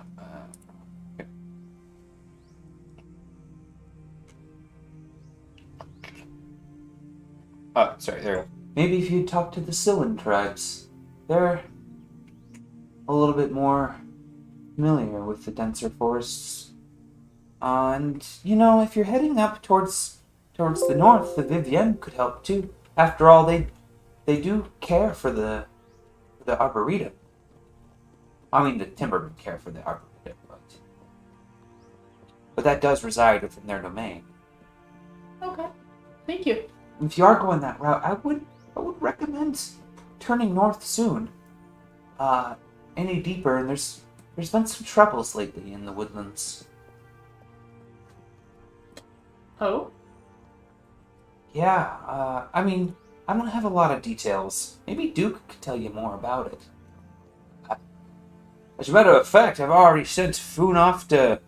I've already sent Trey off to go gather him, if you wouldn't mind. Kind of assumed that since we're going off towards, hopefully, the Bracken Bastion here shortly, that he'd be able to give us a bead on the comings and goings of that area of late. It is, as you know, dangerous to travel at any point in time in the Woodwitch. Ah, yes, of course. In fact, see him passing through the front doors now. And you see that old Ragabones standing in the doorway, a drizzle dripping off of his fully pulled over cowl. His dog shakes out. It's a yellow Labrador next to him. And he kind of standing there still before slowly raising his head up a bit and then taking one plodding step after the other in your guys' direction. Is this the Risen that we thought we saw? This is the Restless, yep. Huh. Interesting. Do you know of a Da Jiang with his tusks capped in gold? Da Jiang? I don't think I know what a Da Jiang is. As a matter of fact... Oh, you see, a Da Jiang is a creature... Have you ever heard of an elephant? Some elephants have been farmed in the northern areas of Bronson. Big ears, large feet. Yeah, they're very similar to the elephants, but they're actually a sapient like you and I, and they're bipedal by nature. Big ears, gray color, typically speaking. And they've got a long nose made of it's truncated. It can articulate like the limb of an octopus. It's amazing. Typically, the males grow these tusks that will swoop around and form an intimidating visage. I would have known to have seen one of those. No, I can't say that we have had a Da Jiang visitor. Now, if one had passed by, I'm sure either me or one of my sons or daughters would have taken note on the road. She kind of looks over. Strack, could you go ask Benwise? Go and might as well prod Auster and Zandra while you're at it. See if any of them are familiar with the sound of this type of creature. Maybe they would be familiar with Da Jiang. And you're asking for a specific Da Jiang. Is that correct? Yes. He was heading up to Lemoore from the White Flow, and I had some clues that I could find more information on his ship and his whereabouts in this direction. Oh. How long ago would this have been? Well, it's the reason that I headed to Lemoore, so it wasn't that far in the past, although I don't recall too great of detail in terms of how much time has passed since he's gone this way. You hear behind you. Well, in that case, you might want to hang up your hat. The Flayun tribe is sinking ships on the White Flow. And the Restless is behind you, uttering these words. Standing in not any comfortable position, seemingly just static. He gives off the feeling of an inanimate object most of the time. I know the feeling, buddy.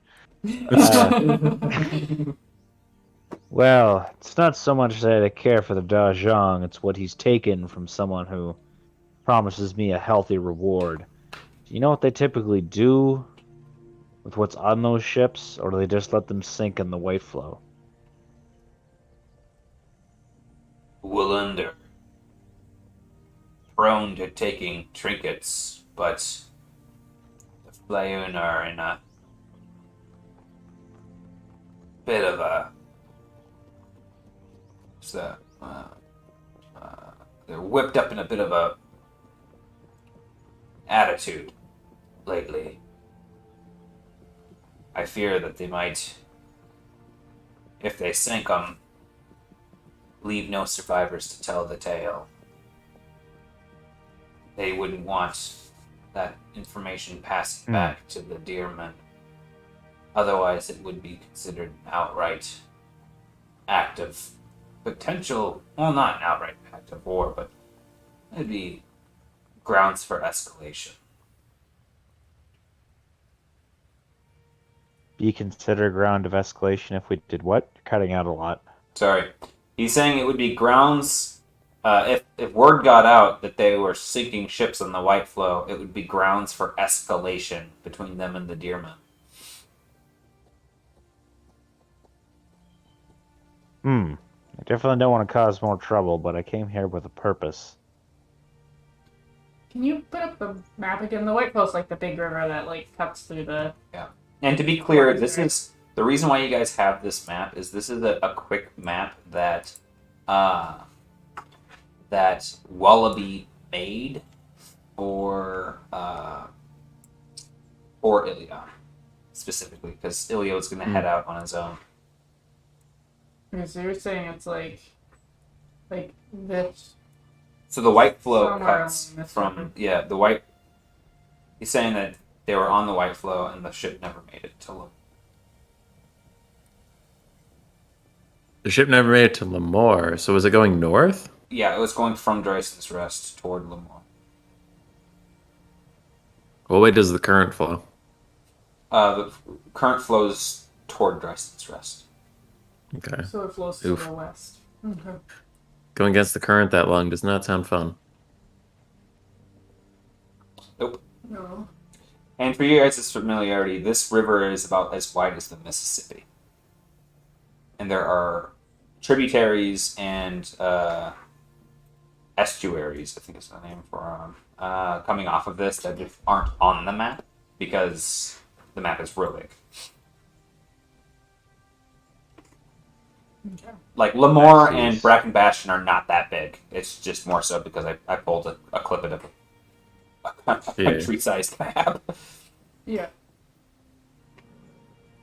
Oh, that makes sense. Okay. So I'm a little confused. Are we going after a ship? Are we going after a crying tree? Are we gonna make a tree cry, or what are we doing? I got a little lost in the sauce here. Well, I think the last time we spoke, you guys were favorable towards heading toward the Bracken Bastion, so I got some folks I gotta speak to on behalf of stuff going on in Lemoore. But I could offer a detour if something was absolutely pressing. If we went to the Bastion, I have someone to talk to there as well, hopefully. And then we could cut north, northeast, or northwest, and from there. Perhaps maybe there's even something that could take us along, like one of these little river offshoots. Does this little thing connect? The Dancing Springs may or may not.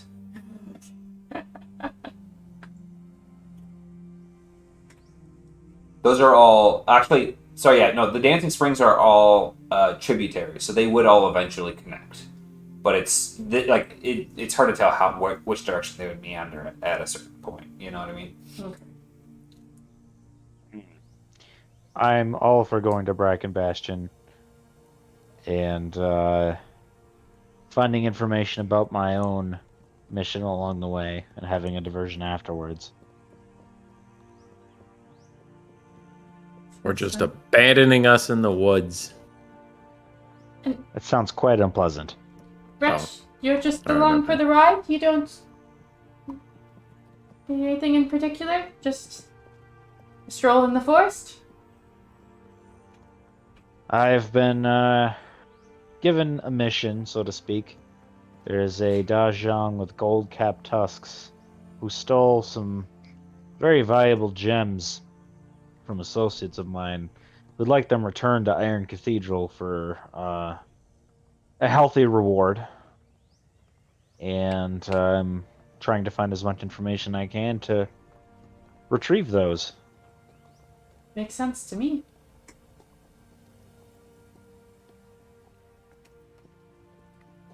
Well, Sounds like a noble mission? Question mark.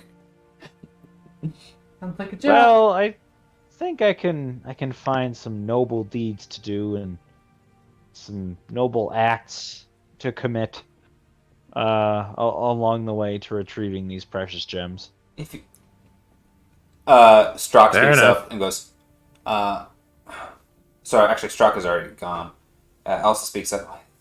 If you're, looking for noble acts of charity, you wouldn't happen to, next time you head to Lemoore, be willing to check in? One of my boys, Wyland, he headed up that way, and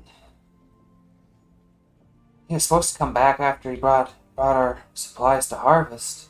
Brought our stuff to market, but he hasn't, and I'm starting to get a bit worried.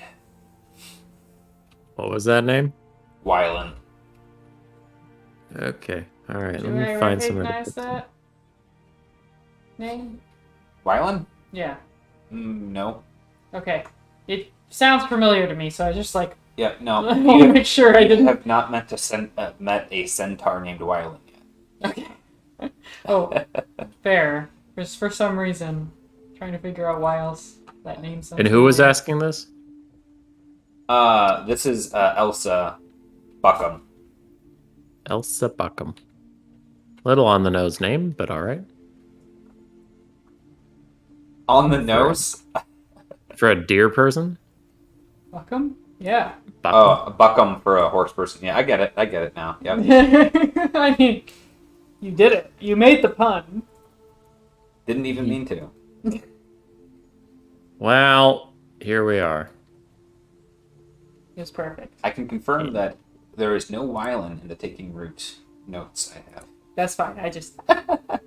Well, he's in my notes now. He's in my notes now, too, yeah. I mean, if I had a dime for every Austin I knew, so, yeah, like... There's a lot of us. Some names get repeated. No, that's fine. I just wanted to make sure it wasn't one of those things like, oh yeah, quest's already completed. Right?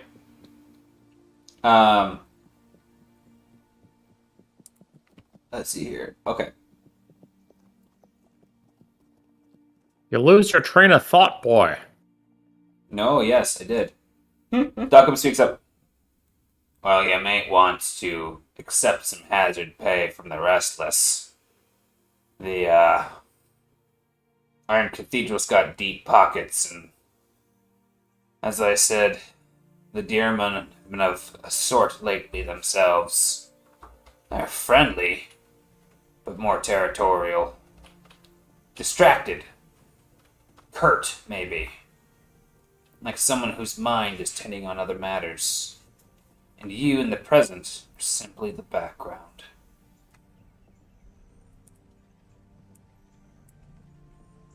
That's the restless talking, right? Correct. Suppose it did. The Iron Cathedral did seem very, I think they called it bureaucratic when I was there. Lots of lines. Not very homey, you know? Yeah,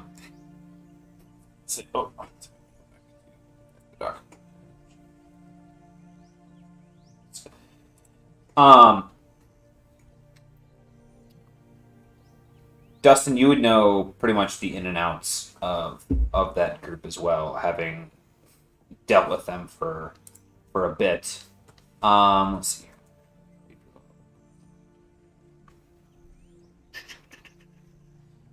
Oh yeah, this particular group of restless that work out of the Iron Cathedral are known as the Vigor Mortis. Excuse me. And yes, they're very bureaucratic.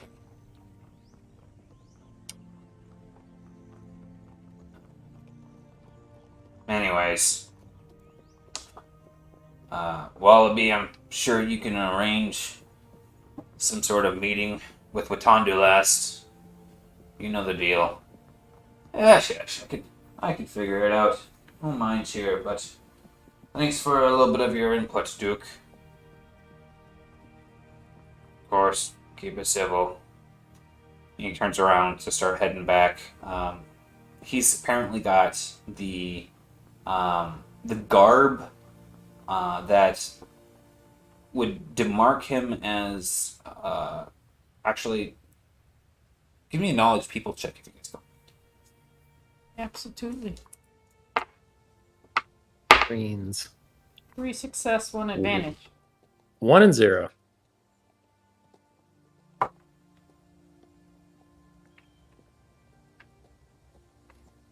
Dusty? 0 and 1. Okay. Emery's familiar with this because she's met a few of these up towards the scar. This is a woodward. So he's someone who's tasked with keeping the peace between the woods and civilization. These fucking guys. He's a bit of a liaison. Yeah, these fucking guys.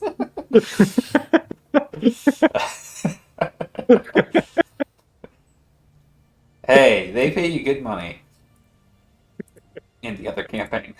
Doesn't mean I have to like him.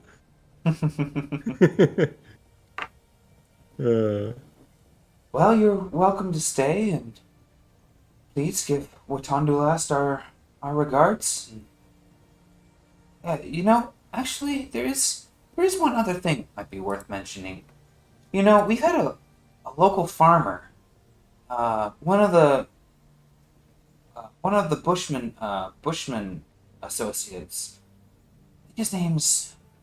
She kind of snaps her fingers, thinking, and then another horse clops up, and clippity cloppity. Dante Ogilvy, he says, sighing, and he's got a long brown coat. He's got a cowboy hat that he reams out, shakes it, and throws it down. Dante Ogilvy, he's the one always barking up our tree. He's seems to think that he can conspire to engineer some sort of mechanism for pushing us out of the woods and messing with the deermen. It's hard to necessarily say, honey. Come on. You know Dante Ogilvy's work is shady at best. But, if the deermen are having issues with the other Woolen, then maybe what they need is, someone like the Bushmans to help them, But what cost, though? Having those contraptions, those abominations push into our forests, there's... the Woolen aren't going to think it's right. Well, you never know, honey. I just figured I'd mention it.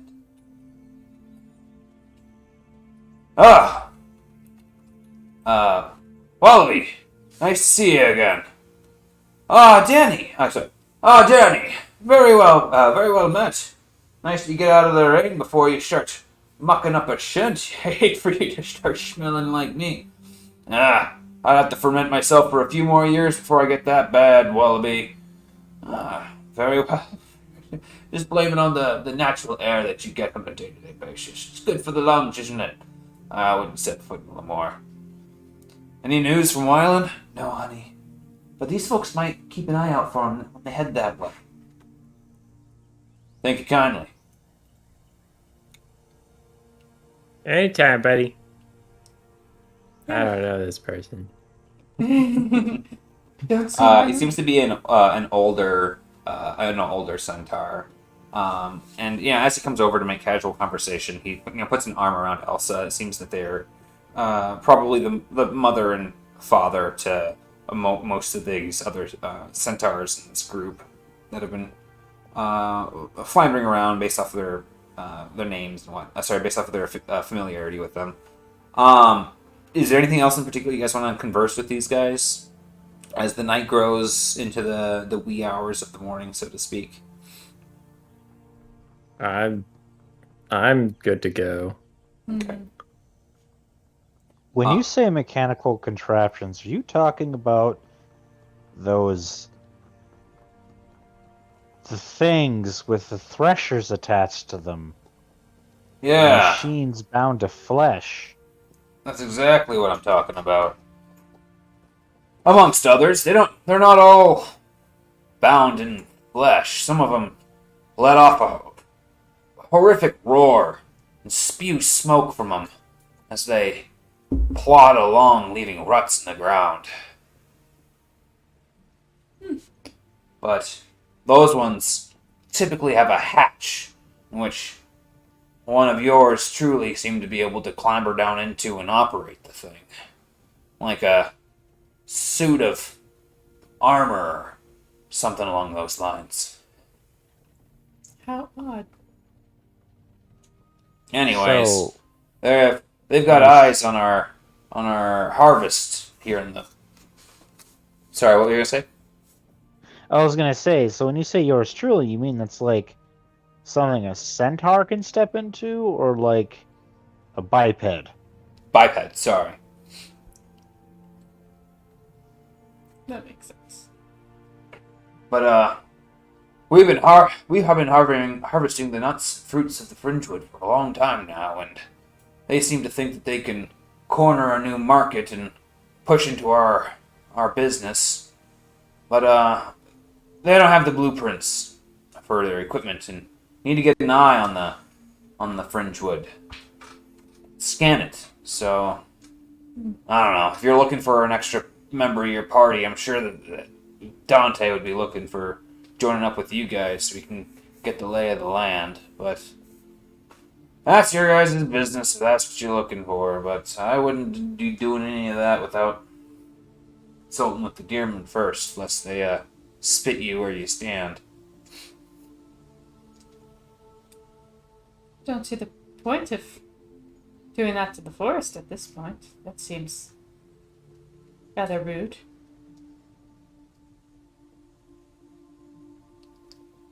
It Yeah. does. Well, like minds. Glad to see it. He also kind of like winces a bit. Just trying to think of what's going on around here. I tend to be a bit of a gossip, so Dante seems to mean well, but he lets the silver flow through his eyes much quicker than than the sense through his brains or through common decency through his heart. So, but they haven't pushed in on us too hard, and it's always nice to make sure that you have a olive branch ready in your back pocket. Or your saddlebags. Fair enough. Okay. Night grows late, and the centaurs excuse themselves into different areas, and some of them off to different buildings to rest for the night. And, similar with most of the rest of the group, Duke, you can see posted up on his stool. Never needing sleep, he stands vigilant, keeping an eye on the front gates as the rain seems to lull this commune to sleep over the night.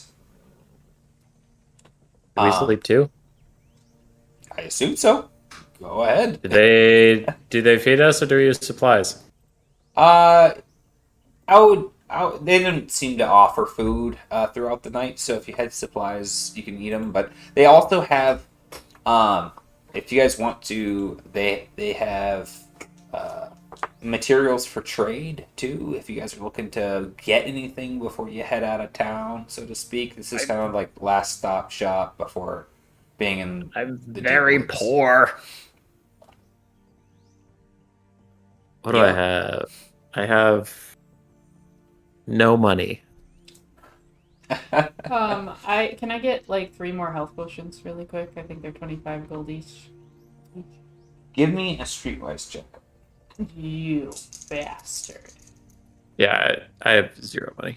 a streetwise check, Yes, ma'am. as if that's something I could do. 1 success, 5 advantage. 1 success, 5 advantage. So they rifle through some of their supplies on the following day, and they go, sorry, we don't really have some of those more refined alchemical concoctions you can get in towns, but we do happen to have some fermented healing poultice here that could do you well. It would be a health potion that only heals you 3 damage, and it is 10 silver. Sure. Sorry, it would be 15 silver. You said 15? 15 silver for one. Yeah. Just keep raising the price till she says no. See how much you can get out of her. What an asshole. Okay, I'll get... Yeah, I'll get 3. Okay. Yeah. Oh, they have 3. Okay. Thank you.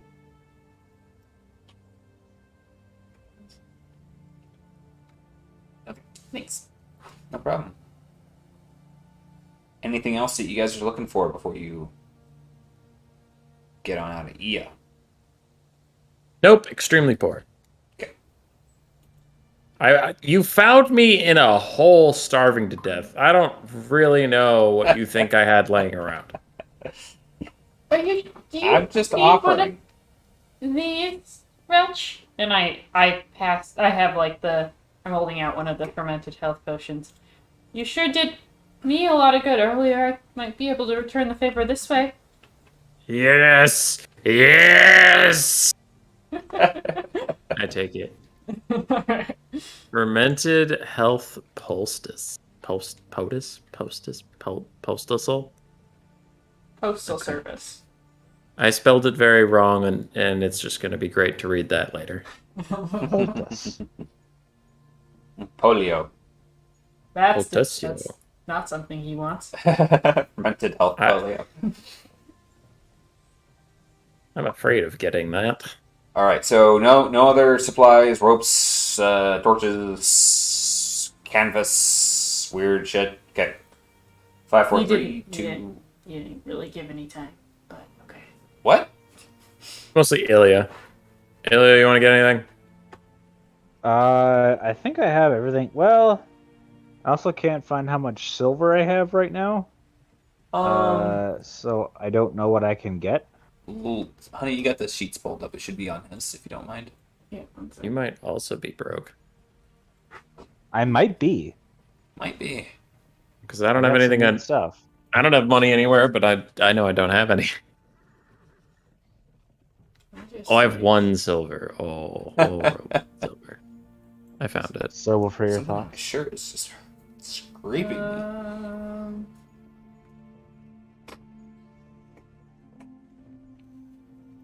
I think it's 21 silver is all you've got. Sorry. That took me a little bit to find. Just gonna give you a little extra room here. so you Oh, got I see some. it. Well, I have plenty of rations. So Yeah, and I gave you a pretty Health well-rounded potion? adventures kit. health potion? They seem to be out of stock, and I was really stretching to allow Emery to have found that they had 3 of those basically minor healing potions in stock. So they're not going to have any of those available. I'll give everybody can have one of those. I have Okay. I have money right now. More money than I've ever seen before. And I'm like, just like, yeah, sure, here you go. And like, and I'm just like, yeah, see, I've never had this much coin in my purse before. It's very odd. Anyway, really not sure I see the point of it. But that's alright. Yeah, your strange, weird metal disc things that everyone likes. No one seems to like them. They seem to really like them, although they don't really do anything that I've seen anyway, but whatever. You guys set I off, don't need to do anything. No.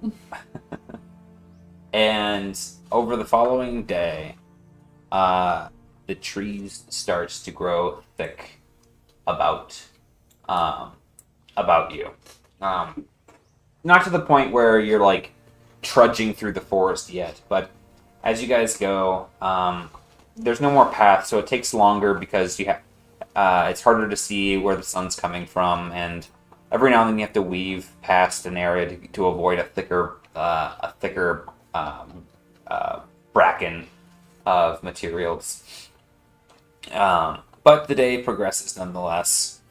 As you move along, I need everyone to give me a vigilance check.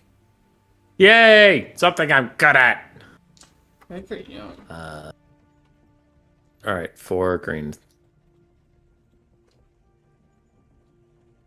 Boop. 3 and 2. Not terrible. 1 and 1.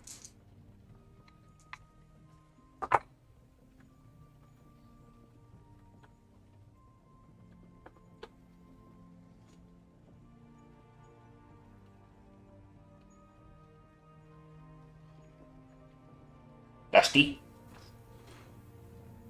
Hmm? I didn't hear Dustin's results. Navigating my character sheet, it's very slow on my phone. Oh, yeah. Let's see. Vigilance, right? Yep. Willpower. So it's just 2. So with no ranks.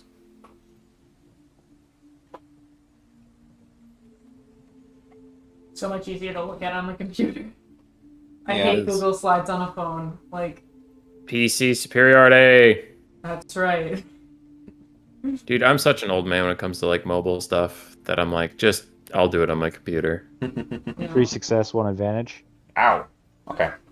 So, as the day gets moving, you can hear the birds and every now and then the rushing of a stream.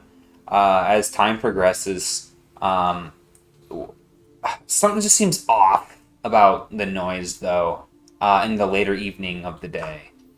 And it's hard to make out necessarily what it is, but to a point, Ilya, you feel as if, like, you realize that you see yourself starting to veer off of from the direction that you were originally going at one point, and you realize it's because of some of the noise that you just heard, kind of like almost subliminally like deterring you from a particular direction, and it suddenly starts to make you a little bit more cognizant of the fact that some of the noises that you've been hearing, while they sound natural, they aren't. Full stop. Stop my party members and warn them for a moment. Says, I don't know if you've noticed, but some of these sounds of nature aren't nature at all. And I feel we're being led in another direction. Not familiar with these woods, and I don't want to find out what has that power. Wait, what did Dustin roll for this? The vigilance, yeah, but what was the number? 3 success. Oh, I had 3 success. Do I know this too, or Yep. did you roll separately? Yep, no, Okay. you get it as well. There are definitely malicious forces that will feast on adventurers. I unfortunately have not come across this particular one. Oh, you guys. You see, he just... Actually, yeah, that's a pretty good reason to be alarmed. Normally, I just head into the Fringewood. I find my way to the normal meeting spot I have with the Deerman tribe. But, if you guys think that's something's harrying us, then yeah, it wouldn't hurt to keep an eye open. I've just been picking flowers. What? So for your sake, your elk would have turned off when you went to bed. Oh, yeah. My elk's not here today. Which Okay, did you sucks. gather up some of the supplies from that? Can I? Yes, you can gather. Yeah, so Then he like goes to sleep and his pile goes like, so to speak. Then absolutely yes. Okay, give me a survival check to see how much of that you can like Sure. gather back up without breaking it and stuff. Sure. Survival is much better. A triumph, 2 success, 2 advantage. Okay, with the triumph, you're able to basically gather up the supplies again, so to speak. If you have enough space in your bag, you can throw it all in there. Otherwise, you can just reactivate it in the following. Yeah, let's just do that. Reactivate it? Yeah. Okay. Which means I'd have to do another spell, right? Correct. Correct. Okay, sorry for the side tangent. Ooh, did I do that right? Oh, I gotta reroll. Sorry, that was not my right spell. 3 success, 3 advantage. And it's an easy check. Okay. You can recover 1 of the strain from the casting of the spell. Okay. But it's been a couple hours. yeah, it's gonna happen. I'll let you, if we ever go into like structured combat or into a point where it would matter, I'll let you know how much strain you've suffered from the start of the day. Yeah, just assume it's there. Yep. Okay. So as the day progresses, you guys take this pause. It's probably late afternoon at this point. Maybe 5, something like that. Wallaby kind of looks at you guys. Well, we can either turn around and try to find our way out, or keep plodding along. So what is it that you guys are feeling exactly? I'm not getting it, but maybe I could figure it out if you told me more of what's going on. Sounds like something is trying to lead us away from our original path. It's mimicking forest sounds, the brook, the wind in the trees, sound of chirping birds, things like that. I think it's luring us to our demise, Can I do a or knowledge something nature? along those lines. No. Can I do a knowledge nature for that? give me a knowledge nature, or actually give me a knowledge people check. Okay. Well, I was going for knowledge nature. That's okay. 2 success, 4 advantage. Nice. Okay. So, you know that's a habit of your people, actually. When they enter your guys' forests, is to use kind of like smoke and mirrors to gain favorable grounds or to stalk anyone who enters in your domain. Fucking elves. Interesting. So the Wooland, this is not my tribe, but my tribe would do this often, where we would, I would say, guide travelers whatever direction we would want them to go. That's not to say I don't know. I know nothing about this tribe. I don't know if they kind of sound like there were some that were attacking boats and things. I'm not saying it's safe, but it seems like it's Wooland.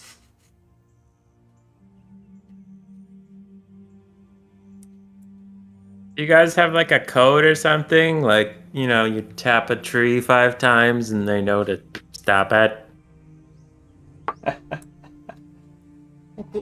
The language would be a local dialect for a lot of that stuff.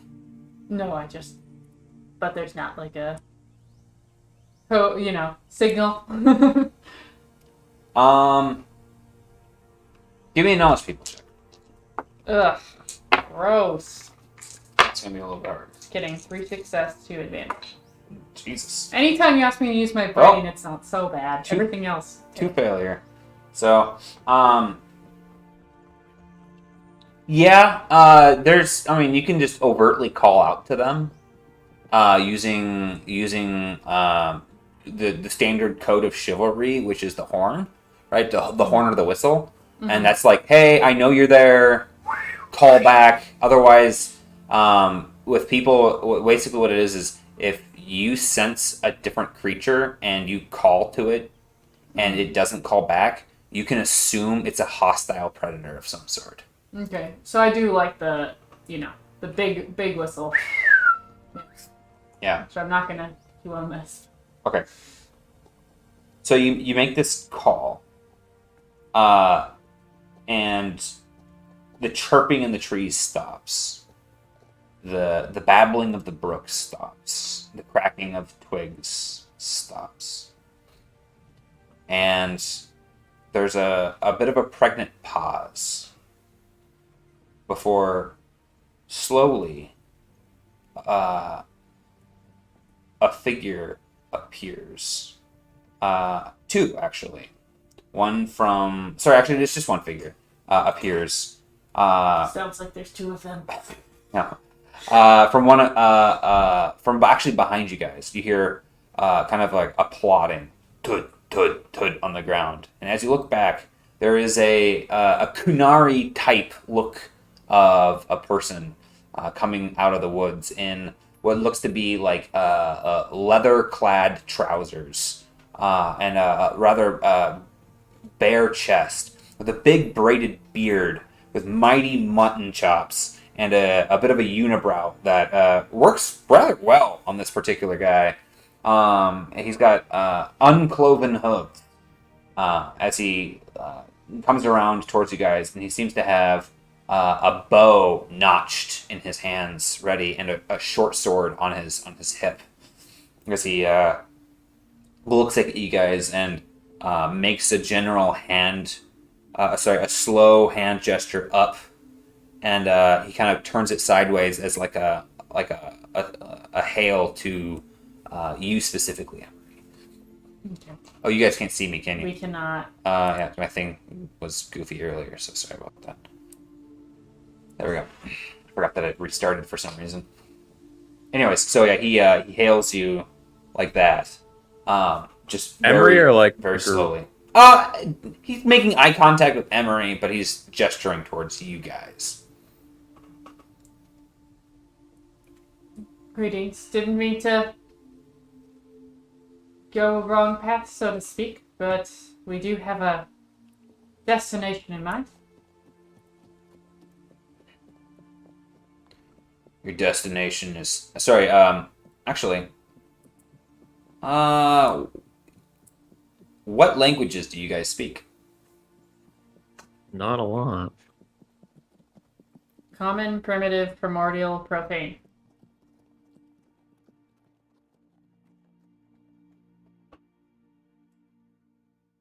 Let me see. Common and primitive. Let me see if I can find it on. Common and primordial is what Ilya has on his sheet. Just Okay. to save some time for. I need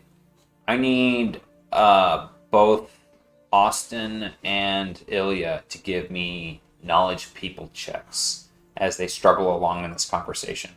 But the figure looks over at you. The 0 and 1. 0 and 1? Yep.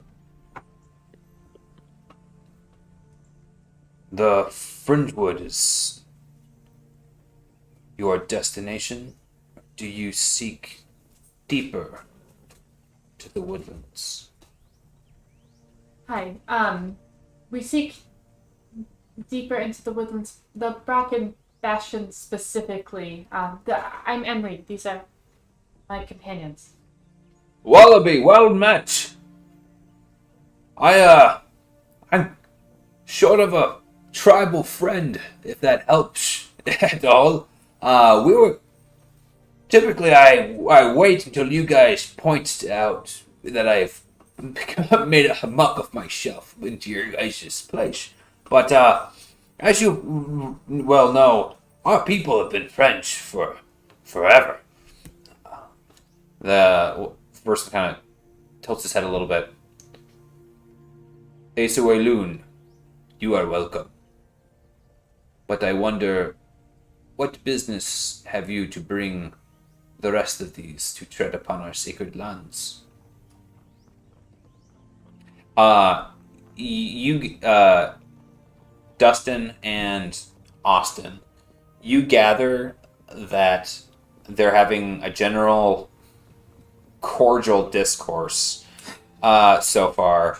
You get that he's asking questions about who is with the group, and you get the question of why. So you understand that you guys are being questioned on the purpose and whatnot of what's going on, but the general verbiage is lost on you.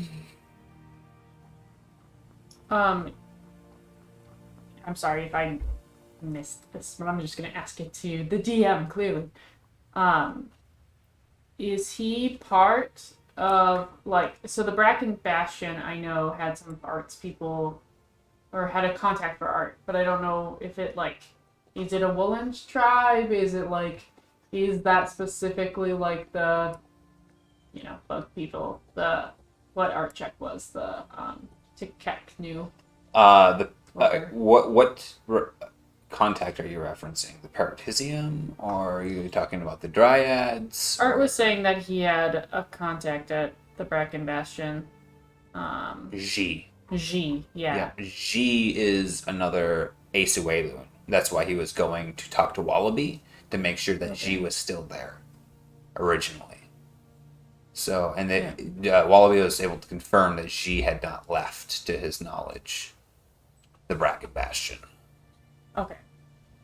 So, but, like, I mean, my question is, the Bracken Bastion is, like, what is it? Like, the Bracken Bastion is a sanctuary for the Asuelun, and it's a fortress in the heart of Carnation, which is that particular wooded area. Carnation is a bit of a political anomaly for the Woodlands right now. So to say whether or not it's part of, like, the Deerman's area of the Fringewood, or if it's part of the Deepwood, and therefore part of the, like, the Sillin tribes area, is hotly debated, potentially, right? So you're not terribly familiar with what's necessarily going on with all that. You're just like, the Woodlands, and I heard there's a place called Carnation. Like, you're not super up to date on, like, the politics. Yeah, that's fine. I just didn't know if, like, he was a protector of that place specifically, or just, like,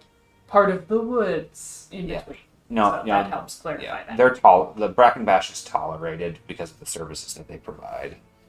Okay. So it's Kaer Morgan. It is, pretty much. Okay. Got it. But for dryads, which makes it the worst. It is not for dryads, it's for Asuelun, which are pretty much witchers. They're pink-skinned witchers. Oh. And Thought we were meeting some dryads there. There are dryads in Carnation, and Bracken Bastion is in Carnation. Oh, okay. Then I was a little confused. Yeah. You guys were talking about potentially meeting a dryad for the tiers, but that's something else. It's too many. Okay. Too many branches. You guys, Uh, filling you up with side quests. Yeah. Sorry, back to the dialogue then. Sorry, I don't remember what was the last. He was asking us why we're here. Yeah, the Bullvine Woolund looks at you guys inquisitively, wondering why Wallaby brought all of you. Well, I have some business at the Bracken Bastion of a personal nature, I suppose. Just passing through. Yes. No need to... Do you want these back? What do you... Is he even picking flowers and stuff? Flowers on the way. Maybe you save those for the timbermen. Save them for dryads on your way. Do note, we will be passing through Sillinland, here to there. And depending on your route, potentially through the Flaun. They have been raiding the Dryads. Sorry, they have been raiding the Tekeknu. Oh, that's very good to know. We'll potentially stay clear of that then. But so we're just thinking about heading on in. Is there a passage up to the Thicketlands from here? We're hoping to maybe catch the first route up into the Thicketlands. Hope to avoid the Flaun then. You're still at least a day from the closest. Obviously, since the canopy is yet formed, you reside in the Fringewood. I'm mixing up my accents now. You reside in the Fringewood. Must be hard to talk to yourself. Right? Well, sounds like the Flaun are not the ones we want to be dealing with, but I don't know if you guys are familiar. They typically control a bit of most of the ground floor of the deep wood. So we can head up into the Thicketlands and see what they have in store for us. But we're heading to the Bracken Bastion. Either way, we're gonna hit Dryad territory. It's a bit of a contentious place as of now. You cannot guarantee your safety, says the Bullvine character.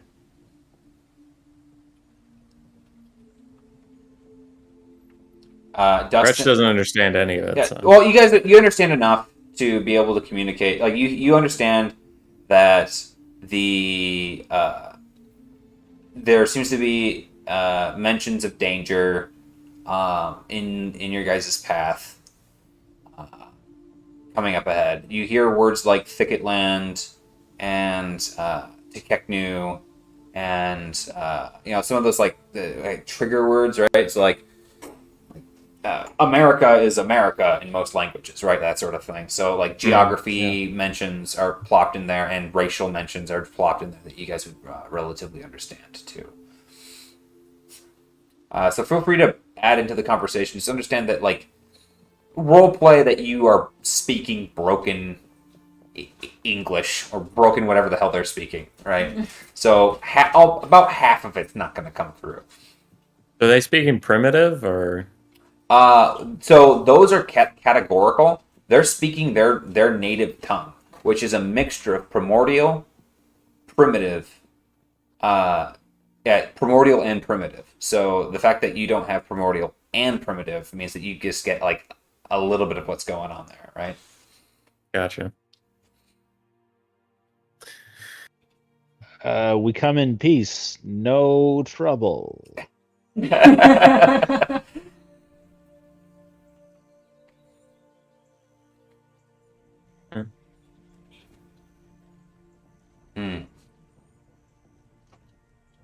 There is a place of yours nearby. It cries at night.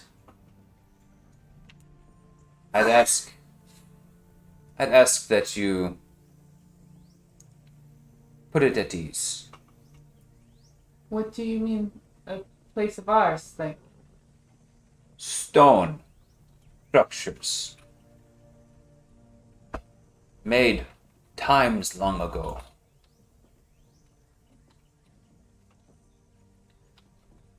Care for it. Put it at ease.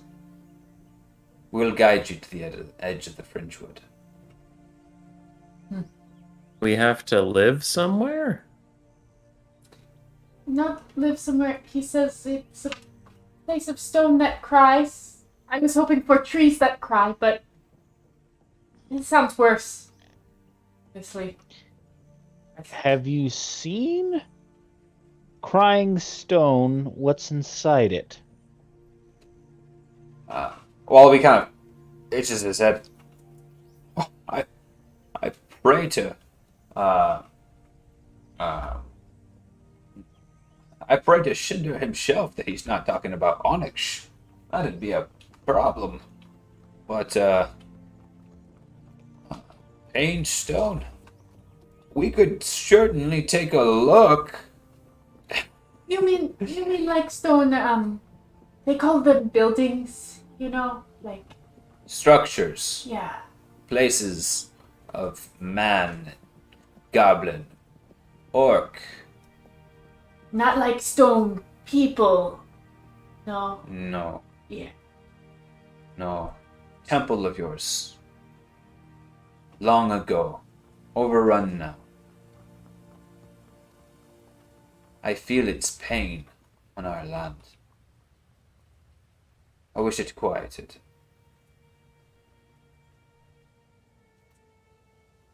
Okay. We could take a look, right? Yeah. Okay. Sounds like a good idea to me. Do that. I will offer your intentions, your kind intentions, and deliver you to Watandulast. What was your name again? I am Jaja. Jaja. Jaja. Watandulast, he is ultimate say on what happens with you. But I will argue in your favor. Hey. Thank you very Yes. much. And I go to shake his hand. He doesn't. As you approach, he kind of goes taunt for a second, and then eases a little bit, and then looks at it, looks up, and he goes to shake your hand. And as he does, 15 figures come out of the trees around you guys, a little bit more comfortable, starting to saddle their bows onto their shoulders and and whatnot. But I thought Woland were like boils and they needed like a 5-10 minute hug. Oh, yeah, right? They gotta say, I love you every time. Yes. I thought we'd be very friendly, but I guess not. It's just kind of my tribe thing. Okay, that's fine, yeah. Handshake's fine, yeah. Well, you said you reached out as I know, I was gonna... He kind of looked at you and goes, what tribe do you have?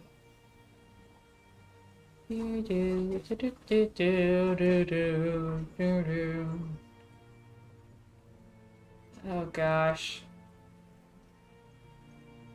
I came from the Gnarlwood, the Nuntonga tribe. Oh. Or at least that's what we Peace. were before. I wish well amongst yours. It has been a long time since we've seen an Nuntonga grace us in the Fringewood. Even in the from east to west, even in the north. We are pleased. Yeah, I'm not sure how many more of us you would see these days anyway. It's nice to be welcomed all the same. Kind of nods and goes to lead the group. And as you head off, eventually, seeing as it's late in the evening, you make camp. Maybe after another hour and a half, 2 hours. And as the sun sets, you guys slowly starts to feel the particular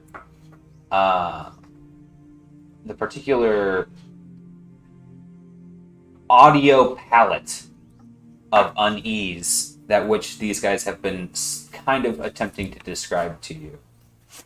This the trees themselves seem to sigh.